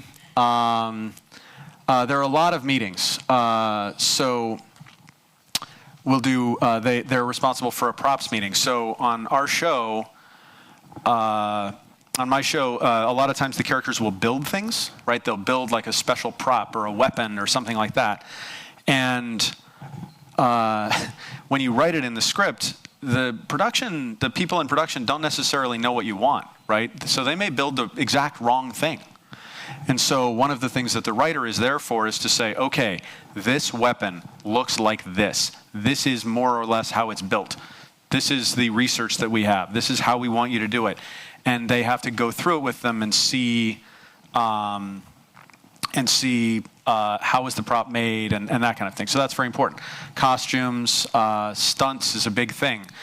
Not so much because the writer isn't designing the stunt or helping with the stunt, but one thing that happens a lot is maybe you've done a stunt, and maybe you've written something that has a stunt, and the stunt is going to be too expensive, right? Or it's going to have too many stunt guys. Or it's too dangerous. Sometimes that happens. So if you don't have the writer there, then the answer just comes back from production. They just say, no, we can't do it, right? It's too dangerous. But if the writer's there, then the writer can be with the people who are making the decisions and with the people who know about how to do the stunts, and they can say, okay, that's too dangerous. What about this? We can't set him on fire. Okay, Can we throw him off a building? Okay. Can we drop him out of a plane? No. Hit him with a hammer? And eventually you figure out something that will work. So then we also, a big part of the discussion is locations. We have to decide, we shoot in 7 days. We shoot usually 5 days out on location and 2 days on sets. But sometimes it might be 3 days on sets and 4 days out on location. So we have to go out and select the location. And a lot of times we don't know when we write the episode. We may write this great scene that takes place in an auditorium. Only the big thing in the scene involves an auditorium with 2 doors, right? And the only auditorium that they can get is an auditorium with 4 doors, right? So the writer is there to rewrite the scene, because if that's the only auditorium you can get, if that's the only auditorium you can afford, it's the writer's responsibility to understand what was meant in the scene, what's important in the scene, and rewrite the scene to make sense in the location that you can get. And so that's one of the reasons that we do that. And we also just have to decide, what are we building? What sets are we building? Because sometimes that's a big discussion. People may want to build something because it's more convenient, but it won't look good, or they want to use a location, but we want to be able to do things that are not allowed on that location, and so in that case we have to build. And always the number one priority is tell the story. And I think that I'll talk later about why I think it's important that writers gain power. And have this power. And I think that really, if a writer's not there during production, there are so many things that can become more important than telling the story. When you hire a director in television, I've seen this many times. Their most important priority may be shooting something really beautiful so that they can impress producers, so that they can get the movie job they want. It happens all the time.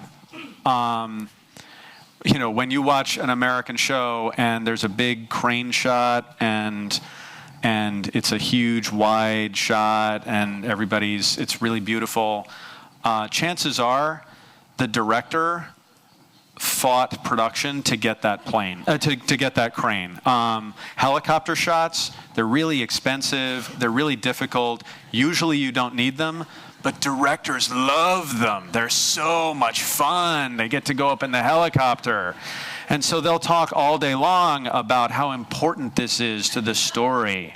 We really need this helicopter because the character needs to be seen from a helicopter. And if you don't have a writer on set saying, no, we need to spend money on more people in the scene, or we need to build a bigger building or whatever, those other priorities can get in the way. And I think that's why the writer's there. The writer's there because the writer understands the story best. And it happens with costumes all the time. I can't tell you how many times the costume people, all they want to do is put beautiful women in beautiful dresses. So you could have an episode that is about, we had this woman has been kidnapped. She's been held in a storage container, and she's near death, right? And she's in terrible shape. And we've spent the whole episode talking about how desperate we need to rescue her because she's been trapped in this storage container. And then I see what the costume people want to put her in, and they're like, and now she's in this beautiful dress.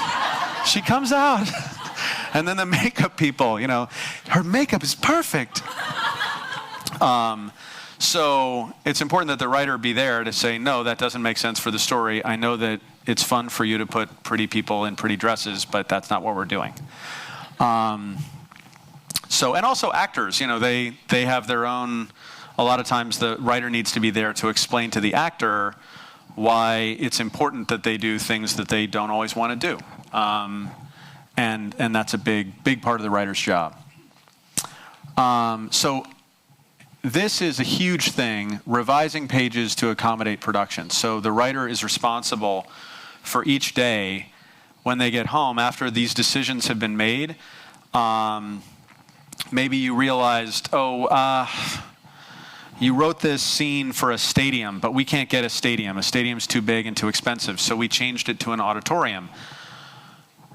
So they have to rewrite the scene to say auditorium so that everybody's on the same page. Everybody understands what we're doing now in the story, and so that's the next step. So once the shoot starts, right, now the writer has a whole new role. So in prep, the writer's role is to rewrite the script to accommodate production, to help select locations, and to explain the story to the director. And I will say, David mentioned the tone meeting where the showrunner explains the episode to the director.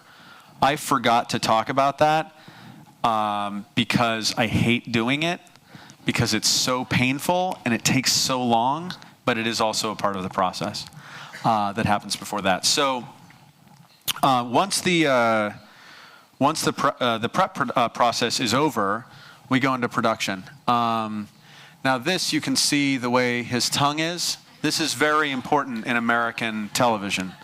All cameramen do that.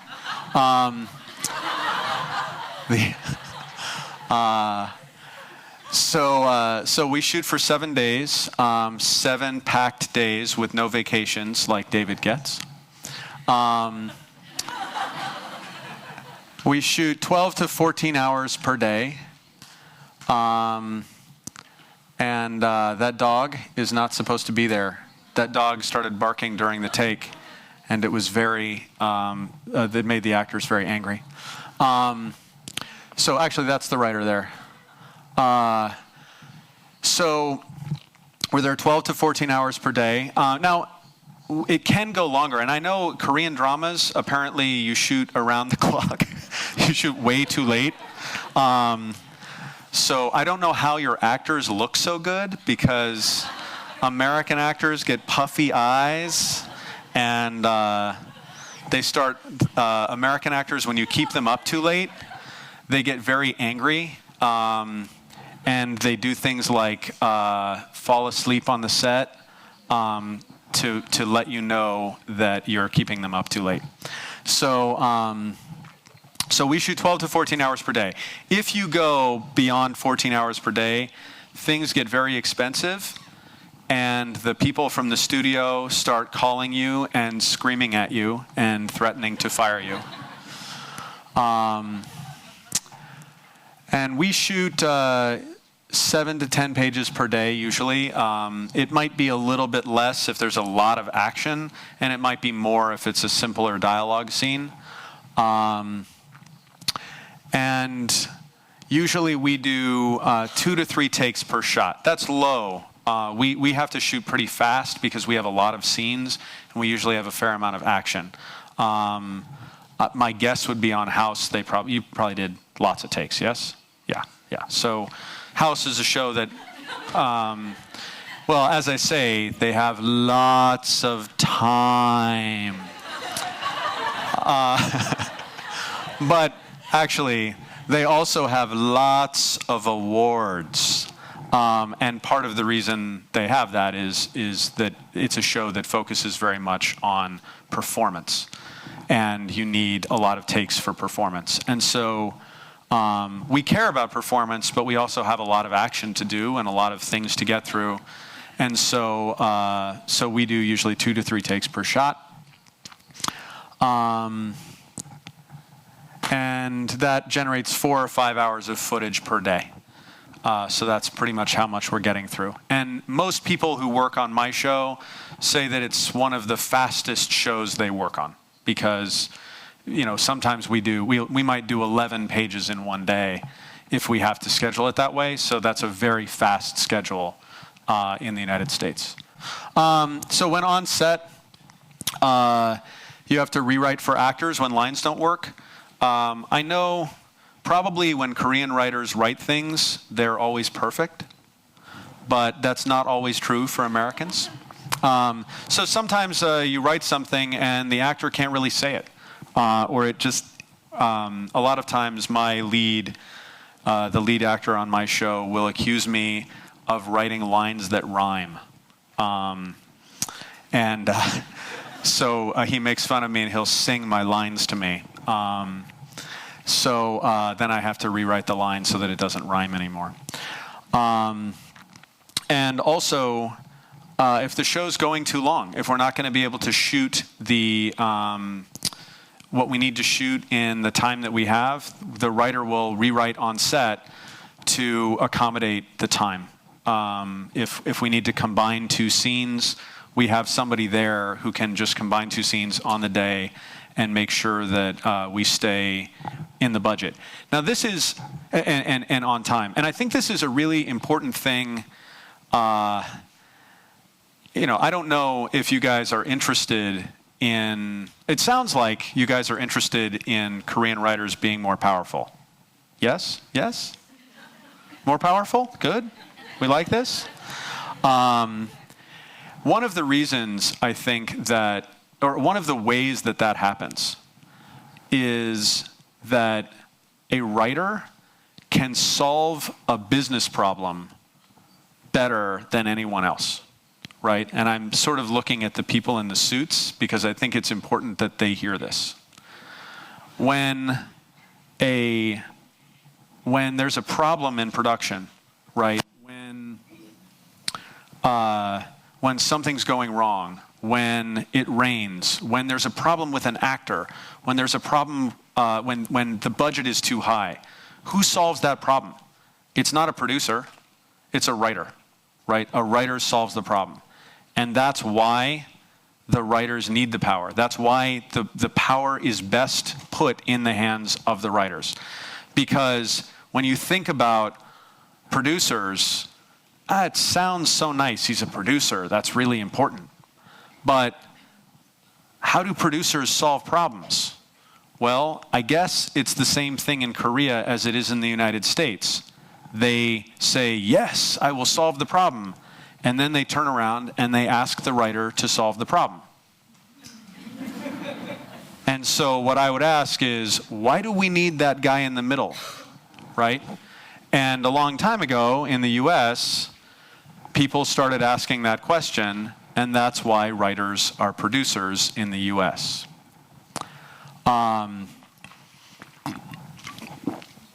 So it's a very important thing because so many times, I'm sure you guys have all experienced on your shows, when things go wrong, I mean, how painful is it when the story that you wrote comes back and it's not what you wrote? It's not what you wanted. I mean, it makes you feel sick, right? It's terrible. And it's so much better when you are involved as the writer in solving that problem, because at least maybe you can't. I mean, this scene. We wanted to blow it up more, but the fire marshal wouldn't let us put as much fire in the plane as we wanted. So I am there, and I had to do some rewriting to accommodate that. But I was also there to make the decision. Let's move the plane away from those trees that might catch on fire. Let's shoot it a different way so that we can still tell the story that I want. And at the end of that process, the show's better for it, and people aren't disappointed, and you haven't given the network, you haven't made a promise to the network that you can't keep because you were involved in solving that problem. And I get into arguments in the US with other showrunners who don't send writers to the set because, they have this attitude that writers should be, sitting in rooms and writing. And my argument to these other showrunners is they're writers and they solve production problems all the time. Why can't the writers on their staff also solve production problems? Because,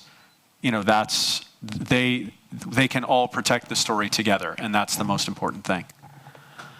Now in post-production, the way we do it, there are the early cuts. The editor does his cut, the director does his cut, and they, again, we talk about directors. People think of directors like, oh, they're on the set, they're calling action, that's so important, right? But the director, oftentimes, like they got the script the latest. They've been with it the least amount of time. And so when we get directors, when the director cuts the episode together, oftentimes they haven't really understood the episode very well. And so it's very important for the writer and the producer to come in and the writer-producers to come in and help with those cuts. Now, on my show, I usually say to the writer who wrote the episode, I'll look at the director's cut, usually later in the process, but I'll say to the producer, the writer-producer on the episode, you go in and you do your cut.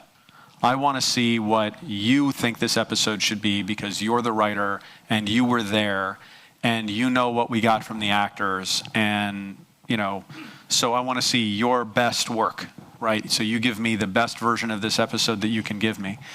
And then the producer will do that episode. The producer will do that cut, and then I watch that. I may watch the director's cut after that point, but usually I pretend to watch the director's cut, and then I tell them that I did, because they're bad, so bad. So then that's my cut. And usually I'm not smiling, because that part is not as much fun. And then the studio and the network cuts. So I do those cuts with the studio and the network. We'll show them the cut. They'll give us notes. And usually the way those conversations go is they say, do we have a shot of that person smiling? And then you say, no, we don't have a shot of that person smiling, because if we had that shot, it would be in the show. And they say, oh. And so that's a lot of how those go. A lot of times they're asking for things that they can't have. Next thing is spotting, where the writer-producer will go in and talk through the music, because the music is a very important part of the episode. And when you think about it, I don't know, I was watching a Korean drama this morning, and you guys use a lot of music, and it's good, but my guess is that it's probably not the writer choosing the music. Yes? Is the writer choosing the music? No, right? And to me, that's insane. Like, why? You wrote it. You know how people were supposed to feel when they watched it. And even more important, you guys do all of these romances, right?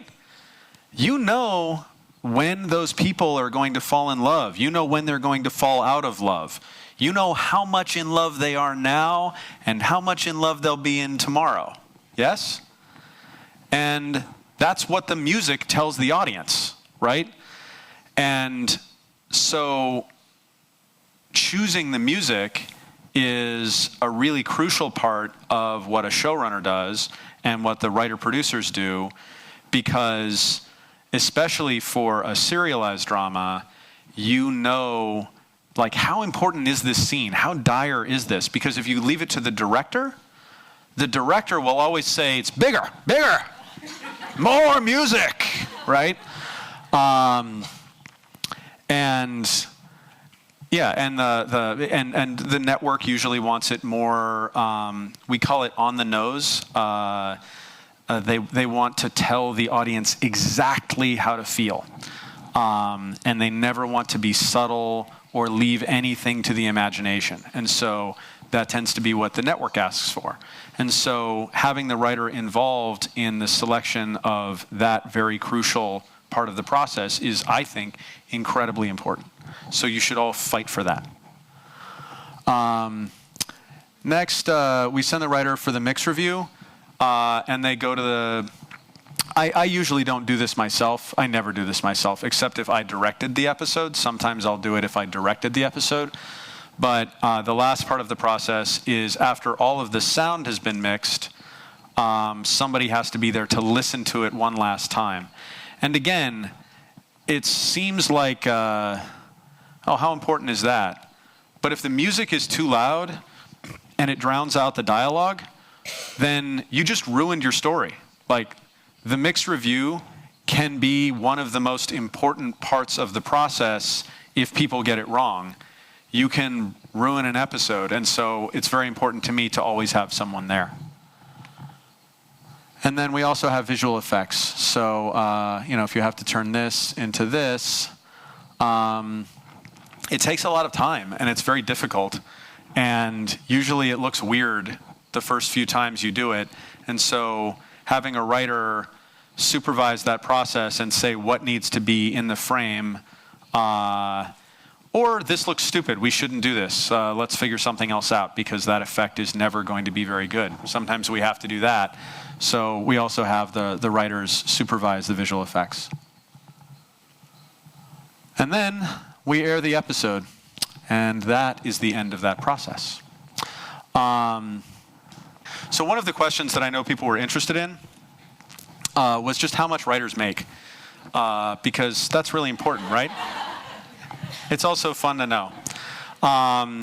So I just went through on a 1-hour drama cable show how much they make. So baby writer, beginning writer, staff writer, everybody makes $3,693 a week minimum just for writing, right? And so if they're on for 30 weeks for a 13-episode order, the baby new writer makes $109,000 a year, right? So a story editor makes $10,000 an episode, or $130,000. Now, at that point, they're making money per episode, right? So whether or not they wrote the episode, that's how much they make per episode. So you see why it's important for me to make sure they work a lot, because they're making a lot of money. So executive story editor, maybe $11,000 an episode. These are not exact figures. It sort of depends on how much their agents can negotiate. Do these look about right to you? Yeah. So co-producer, $13,000 an episode, $169. Producer, $15,000 an episode, $195. And then that would go up to an executive producer might make $25 an episode, $325,000 for 13 episodes. Now, remember though, if you're on a network show like David's show, that is that episode goes from 13 to 24, so that's good news for the writer. And on network shows, oftentimes the executive producer would make a lot more than $25,000 an episode. Now the showrunner, this is just the starting salary for a showrunner. For a baby showrunner who's never done it before, on a cable show, maybe $25,000 an episode. For a more experienced showrunner, maybe starting at $70,000 an episode. And for a very top showrunner, it could be way higher than that. But and then that rises with the success of a show. Showrunners may also get some of the profits from the show. They have a piece of the profits of the show. Although in the United States, one of the things that studios are very good at is pretending that the shows are not making any money. So the last time I saw how much Burn Notice has made, I found out it has lost $29 million in its time on air. And I said, so why do you want another season? And they said, don't worry about it. So, now eventually those numbers sort out. Like they can hide the money for a while and then they can't hide the money. But that's sort of how it works, where they try to pay people as little as possible. Now, in addition to making these episodic fees, the money per episode, people also get paid for their scripts that they write. So on a cable show, it's $25,000 about for a script, and on a network show, it's $35,000 for a script. So that would be in addition to what you make per episode on the show. So when David says that writers are a big part of the show's budget, they're a really big part of the show's budget, and that's one of the reasons they have, well, they get paid that much partially because they have so much responsibility, and they have so much responsibility partially because they get paid so much. So it works both ways. And then also in the administration, the script coordinator, $800 a week, showrunner's assistant, $750 a week, writer's assistant, $725, and writer's PA, $700 a week. So those are just the people who are kind of on the staff. So, so now you've heard the most interesting part of my presentation. So how much more time do we have before? Is it time for Q&A? Okay. Do people have questions? Or I have some questions from before. So one question that I got before I started was that most of the shows in Korea are serialized shows, whereas both serialized shows and episodic shows have been successful in the US. Is there a reason why both formats are successful? And I think that if you look at it, episodic shows, non-serialized shows, are clearly very successful around the world. House being a great example. But, Burn Notice plays around the world and that kind of thing. I think that there's no particular reason why other shows couldn't make episodic shows other than money. They are more expensive to make. It's always going to be cheaper to do heavily serialized shows, mostly on standing sets, with a limited number of actors who mostly talk to each other. In the United States, we do those shows as well. They're called soap operas, and they are less expensive for us. If you want to do a show that has a lot of guest actors, new actors each week, goes to new locations each week, that's always more expensive, but in success, it exports to other countries better. So, that's one of the reasons I think they play around the world. And again, another question I got was, most Korean shows are romantic comedies. In the US, why are there so many shows about people with different professions and these sort of procedural shows? And partially, I kind of wanted to ask, why do you guys think that is? Do Koreans just really like romantic comedies?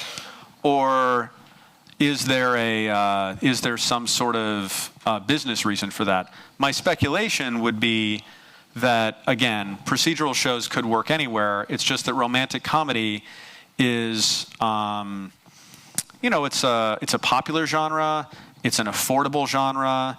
It's a genre that moves quickly. There are a lot of reasons to do it, but I think that there's no reason that it has to be that way, because clearly, Koreans watch other shows. They just don't make them for the domestic market. So someday you will. And then we have something to worry about in the United States. Another question was, how did you recruit writers to write Burn Notice? Did we look for a writer who knows about spies? Not really. I think I don't need writers who know about spies any more than David needed writers who knew about medicine. I think that it's more about finding writers who you connect with and who like the same things that you do, so that when they write a spy story, they write the kind of spy story that you would write. But they don't need to know a lot about spies going in. We actually, one of the ways I hired my writer's assistant, who's now a writer on the show and has done very well, was I gave him something to read. It was a thing about spies. I gave him something to read, and I just told him, tell me what's cool. Tell me what's interesting in this. Go through this and just tell me all of the things that you would take out of this and put into a story. And I did it with some other people as well who also wanted the job. And then I just picked the person who picked all the stuff that I thought was cool. And it's not an accident that he's turned out to be a very good writer for me. He clearly thinks about these things the same way. And the last question was, do you think that Korean writers have a chance to work in America? What do they have to do to work on American television shows? Because of that.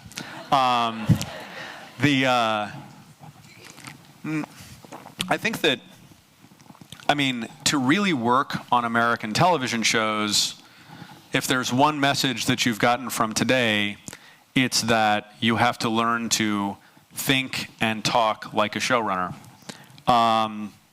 like a particular showrunner.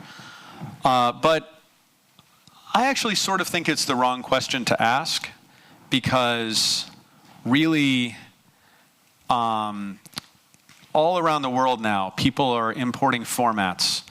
American producers are looking at Korean shows and thinking, how can we import these Korean shows to the United States? These have been successful. Koreans are looking at American shows and importing them as well. And I think that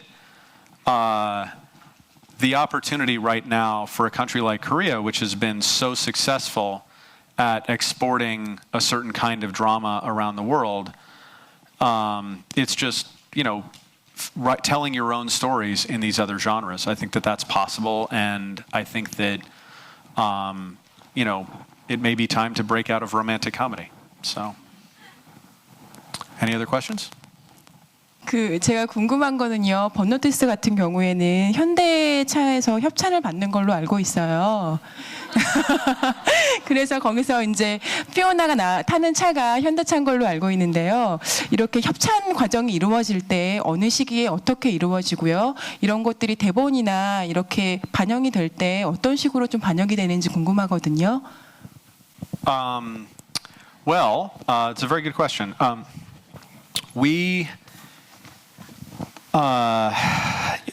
The short answer is it works differently in on different shows. On Burn Notice, here's how it worked. Since the network and the studio are not owned by the same company, they have a very hard time agreeing how much of the money should go to each of them. They have a very hard time splitting the money. It seems like they should have these things worked out, but they don't.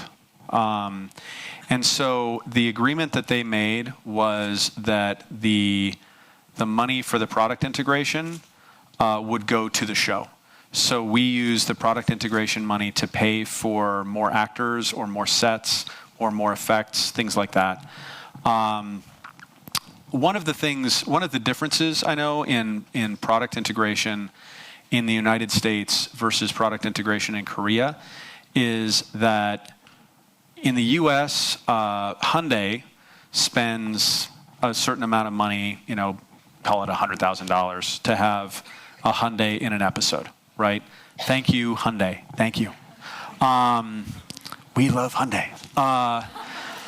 So they spend that money, but at the same time, they make an arrangement with Hyundai that Hyundai will also buy advertisements on the show. And that's where the real money is. So they might say it's $100,000 to the show and $6 million worth of ads. I don't even know. They don't tell me. But it's a lot of money in ads. So the product integration money, we end up spending it. And we do a few of those things. It's always difficult because Hyundai's actually been, and I'm not just being nice to Korea, Hyundai we actually like a lot because all they care about is that we drive the car and that we make it look cool. And I think we're not allowed to run anybody over with the car. But they'll let us put guns in the car. They'll let us shoot at the car. That we can do a lot of things with the car. They actually, we asked them how they felt about us talking in one scene about how a Hyundai had a very large, spacious trunk, and that was a good thing because you could put someone in it and keep them there. And they said that was okay, so thank you, Hyundai. But on other product integrations, they want more difficult things, and it can be kind of annoying. And it's sort of an issue for American TV producers because more and more networks want product integrations.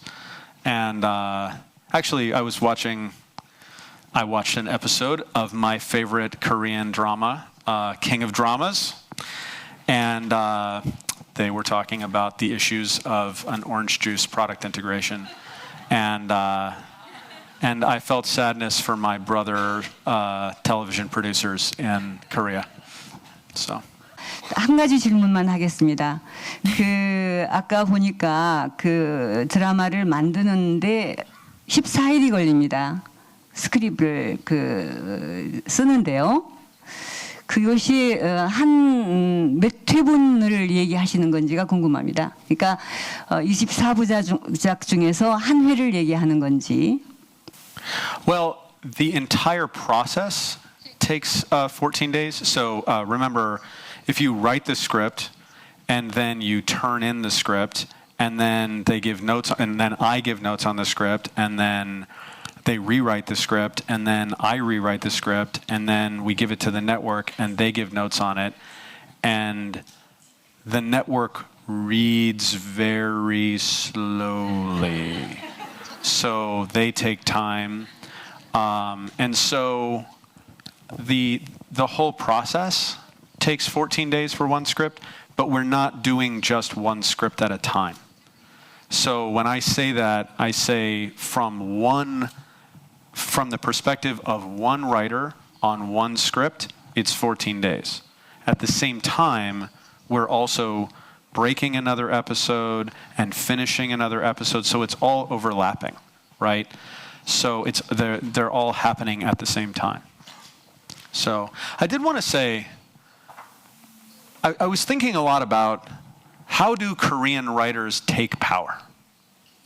Because aren't you interested in how do Korean writers take power? I think as writers, we are creative people. We're in our own heads. American writers spend a lot of time alone in their rooms when they start out too. And American feature writers are alone in a room, right? And American feature writers are powerless. It's terrible, right? I'd also argue that American television is better than American movies. And that has a lot to do with the fact that American movie writers are powerless. And I think that as you guys look at, how do you gain power? How do you do some of these things that we get to do? We did not, David and I came into this system after it was already built, okay? But other writers suffered and died before we came into television. Other writers fought for this power, right? And we were talking earlier about a writer named Stephen J. Cannell, who produced nearly every show on American television in the 1980s. And he changed American writing forever. And how did he do that? Well, he owned his own studio. He built from a writer of episodes of TV at a time when the American system worked very differently from the way it works today. You would have no staff. It was just one writer, maybe with one person on staff, and then that writer would be responsible for writing most of the episodes and could bring in writers to write individual episodes, right? And that system was in place for a very long time. And those individual writers would make just one script fee, right? So they didn't make a lot of money, right? They might write 2 scripts a year, right? And they didn't make a lot of money. And that system went away not too long ago, actually. That system, I mean, you started in that system, yes? Your very early days, yeah. And I had a very inspiring experience going down to Columbia, where most of the dramas that Columbia produces are very much like Korean dramas, right? They are soap operas. Often, even the stories are similar. A powerful man who is very stern, and a beautiful girl who has big dreams. Not that they're all like that, but but similar, right? And they are in Colombia, and those shows are very popular through Latin America. It's successful. Why change it, right? Well, part of the reason to change it is because it's more fun being in charge. Like, it is. Maybe the system works right now, but it's just better. Like, we have the greatest gig in the world. Like, my job, it's the best job in the world. I don't want to trade places with anyone except David.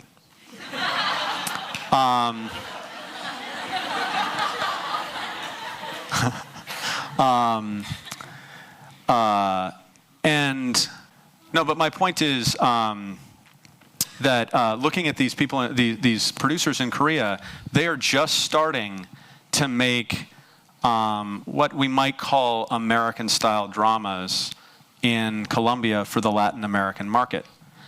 And they're really successful, right?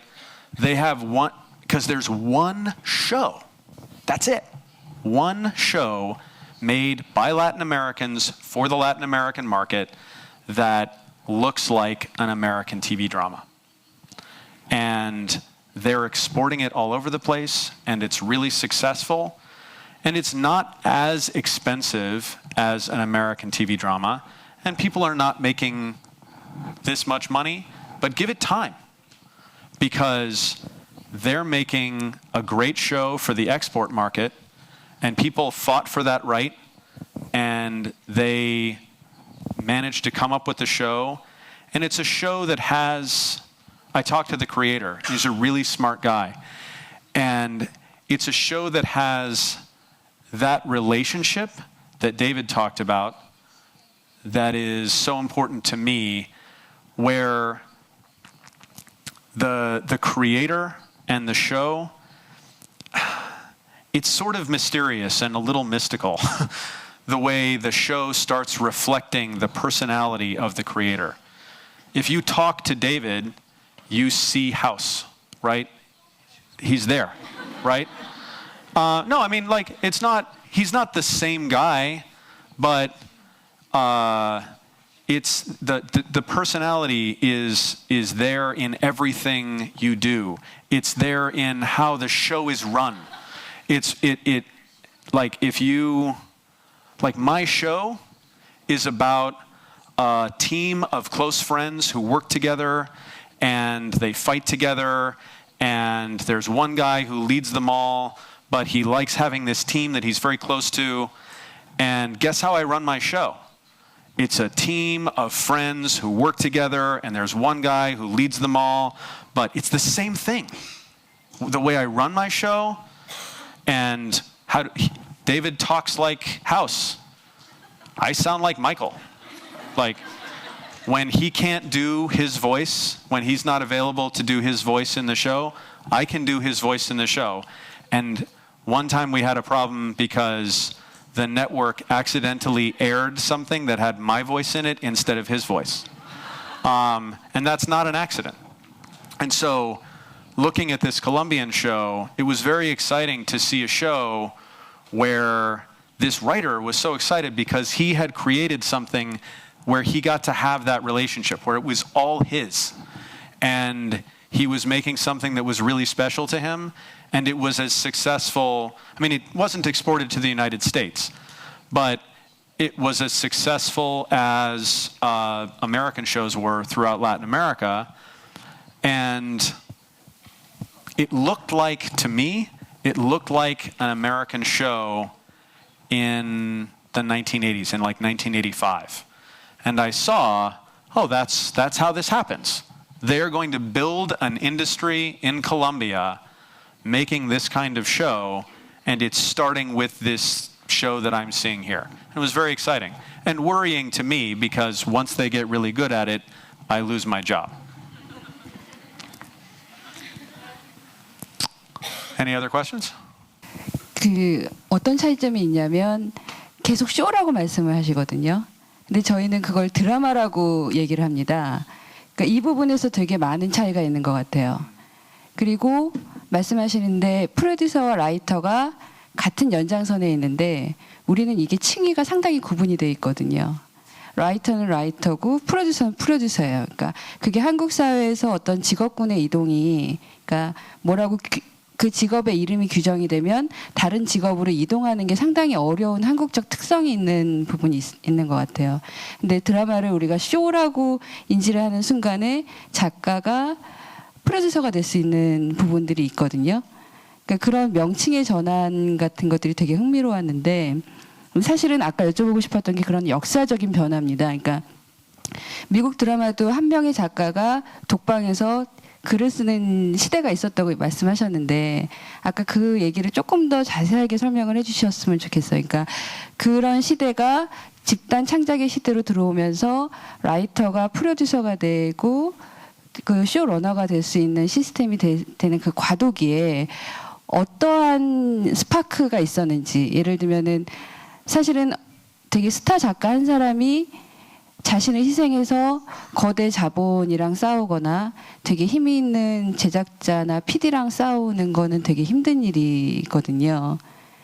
그러니까 미국에서 그것이 변화된 과도기, 중간 허리에서 어떤 사건 혹은 어떤 에피소드 혹은 어떤 연대가 있었는지가 사실은 궁금하고, 구체적으로 혹시 그 역사를 아신다면. 두 번째는 하우스도 그렇고 뭐 다른 미드도 그렇고 어느 나라의 시청자들한테도 다 호응이 되는 뭔가가 있는 것 같거든요. 그러니까 저희 한국에서 드라마 작가나 뭐 다큐멘터리 작가들이 항상 고민하는 게 어느 문화권, 어느 역사권에 있는 시청자도 감동시킬 수 있는 스토리의 키워드는 뭘까에 대한 고민을 항상 합니다. 근데 이제 그런 고민들을 하시는지, 그러니까 다른 기획안을 만드실 때나 이럴 때 이게 이제 미국의 시청자들만 겨냥을 하는 게 아니라 전 세계 시청자를 겨냥을 할 때 키워드로 삼고 있는 스토리보드를 짤 때나 캐릭터를 짤 때나 어떤 주제를 잡을 때 어떤 키워드들은 꼭 잡고 계신다라는 게 있는지가 알고 싶습니다. To take the first question first, I don't know that there was a specific writer who did that. It was sort of an evolution, and staffs just got larger and larger over time. But one thing I would just say for all Korean writers, it can be tempting to say things like, one writer fought the capitalists, fought the big companies and won. Right? But my advice is don't fight the capitalists, because the capitalists win, right? And also, the capitalists are the ones who give you the money that you want. The capitalists are the ones who make the programs, right? Who make the dramas or the shows or whatever, right? And so I think the real question is, I think that evolution, the reason that it happened was that it was good for the companies on some level, right? Because it made their lives easier, right? And so one of the things when I was starting out as a showrunner, I was a baby showrunner. I'd never done it before, right? And there was some question when I was starting out as to whether I would keep the job. Not because they were going to fire me, just because I'd never done it, and they weren't sure if I could. So they were sort of watching me to see if they needed to hire someone to be my boss. And so I made it my business to be the company's best friend, right? So, and it goes back to what I said before. If the budget needs to be right, who can do that better than a writer? I can make the budget whatever I want. I can do whatever I want. I can say, this episode is costing too much money. Okay, now it's about 2 people. They talk in a room. It's still too much money. They turn the lights off. Still too much money. They take their clothes off. There. It's cheap. 2 naked people in a room in the dark. No money, right? I can solve that problem as the writer. And so in a general sort of way, the way that evolution happened was a powerful writer, I'm not talking about a specific writer, but powerful writers on successful shows were able to say, hey, you want more of these episodes? Give me more writers, right? So you guys, I've heard about, how hard you're working, you're writing episodes right before they have to be on the air. You're writing 2 episodes a week, right? And one structural problem that you have is that your actors are not signing multi-year contracts. So your successful shows only last, 20 episodes, right? So you don't have time to build up the leverage to get what you want out of the companies. But I bet, I don't know this, but I bet that if the most successful drama writer in this room said to their production company or their network, I can do a great drama. This next one's going to be great. I need 2 writers. And not low-level staff writers, not assistant writers. I need, one of you needs to hire another one of you, and you'll do it together, right? And you can say, and that writer, there's probably someone in this room who's powerful enough to say, get me another writer. Yes, it will be more expensive. It will cost you another 50,000, or 500,000 won an episode, right? Whatever it is. And probably they would do it, right? Now, that doesn't build this system, but it builds the beginnings of a Korean system of multiple writers, right? And so the question is, whoever the most powerful person in the room is, I don't know who it is, but whoever it is, she's looking over there, so it's probably you guys in there. But whoever the most powerful, you'll build something, right? And they can use their power to do that. And I'd also say, remember, when you talk about a cultural difference, there's a cultural difference between me and David.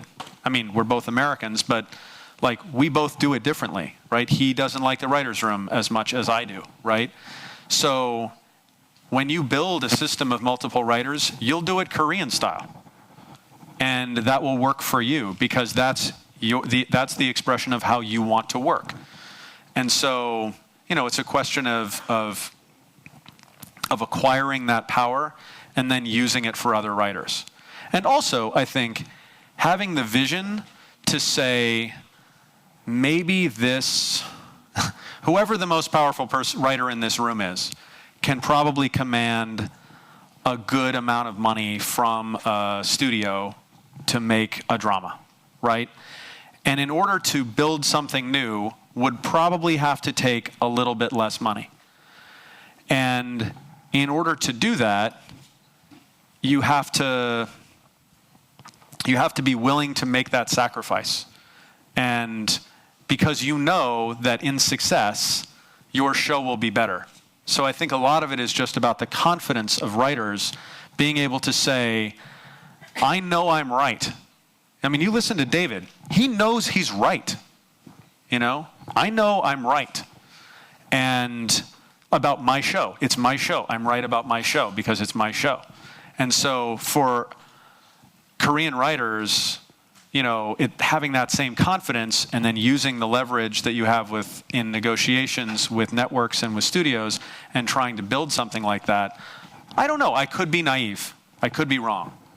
But my guess is that it's something. My guess is that someone in this room is powerful enough to take the first step. And if they're successful, then 5 other people in this room can take the first step, and the most powerful person can take 2 more steps. And that's how that works. And that's how it worked in the United States. As for your second question, I don't think that I certainly never worry about what exports around the world. I will say, of the many things that you might propose to do as a program, as a drama, right? The studio and the network are conscious of what will sell best. So they're choosing the idea that sells best around the world, right? All of us have ideas that won't sell, right? And if the network lets us do them, great. And if they don't let us do them, then they buy the one that will sell around the world. And so, I think that's a factor. But I also think that, I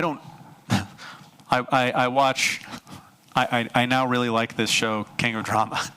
But I don't watch a lot of Korean dramas, but I like that one. But looking at that drama, I could tell that writer, I have a sense for what a show like that would need to do to export around the world. It would not be the same show, right? It would need to be in a particular style.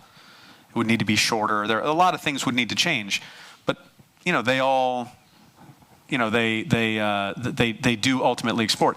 And in the United States, we're now experimenting with essentially high-budget shows that are just like Korean dramas. Ugly Betty was a show in the United States that was an import of a Latin American format. And Ugly Betty could have been a Korean drama. It's not so different. And then you take it to the United States and you quadruple the budget, more. You spend a lot of money on it. And then it becomes an American drama. So, there. 이것으로 Q&A는 마무리하고요. 마지막으로 혹시 하고 싶은 말씀 있으십니까? As I have not done a lot of traveling around the world talking to writers. I have done some. And I've met a lot of writers in the United States who've come. One of the producers on my show is foreign. He's from Denmark.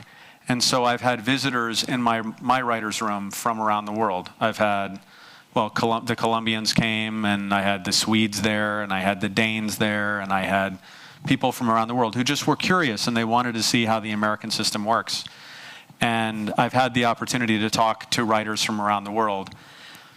And I was thinking, as I was writing this presentation and thinking about this presentation, why do I want to tell a bunch of Korean writers things that will help them take my job away from me?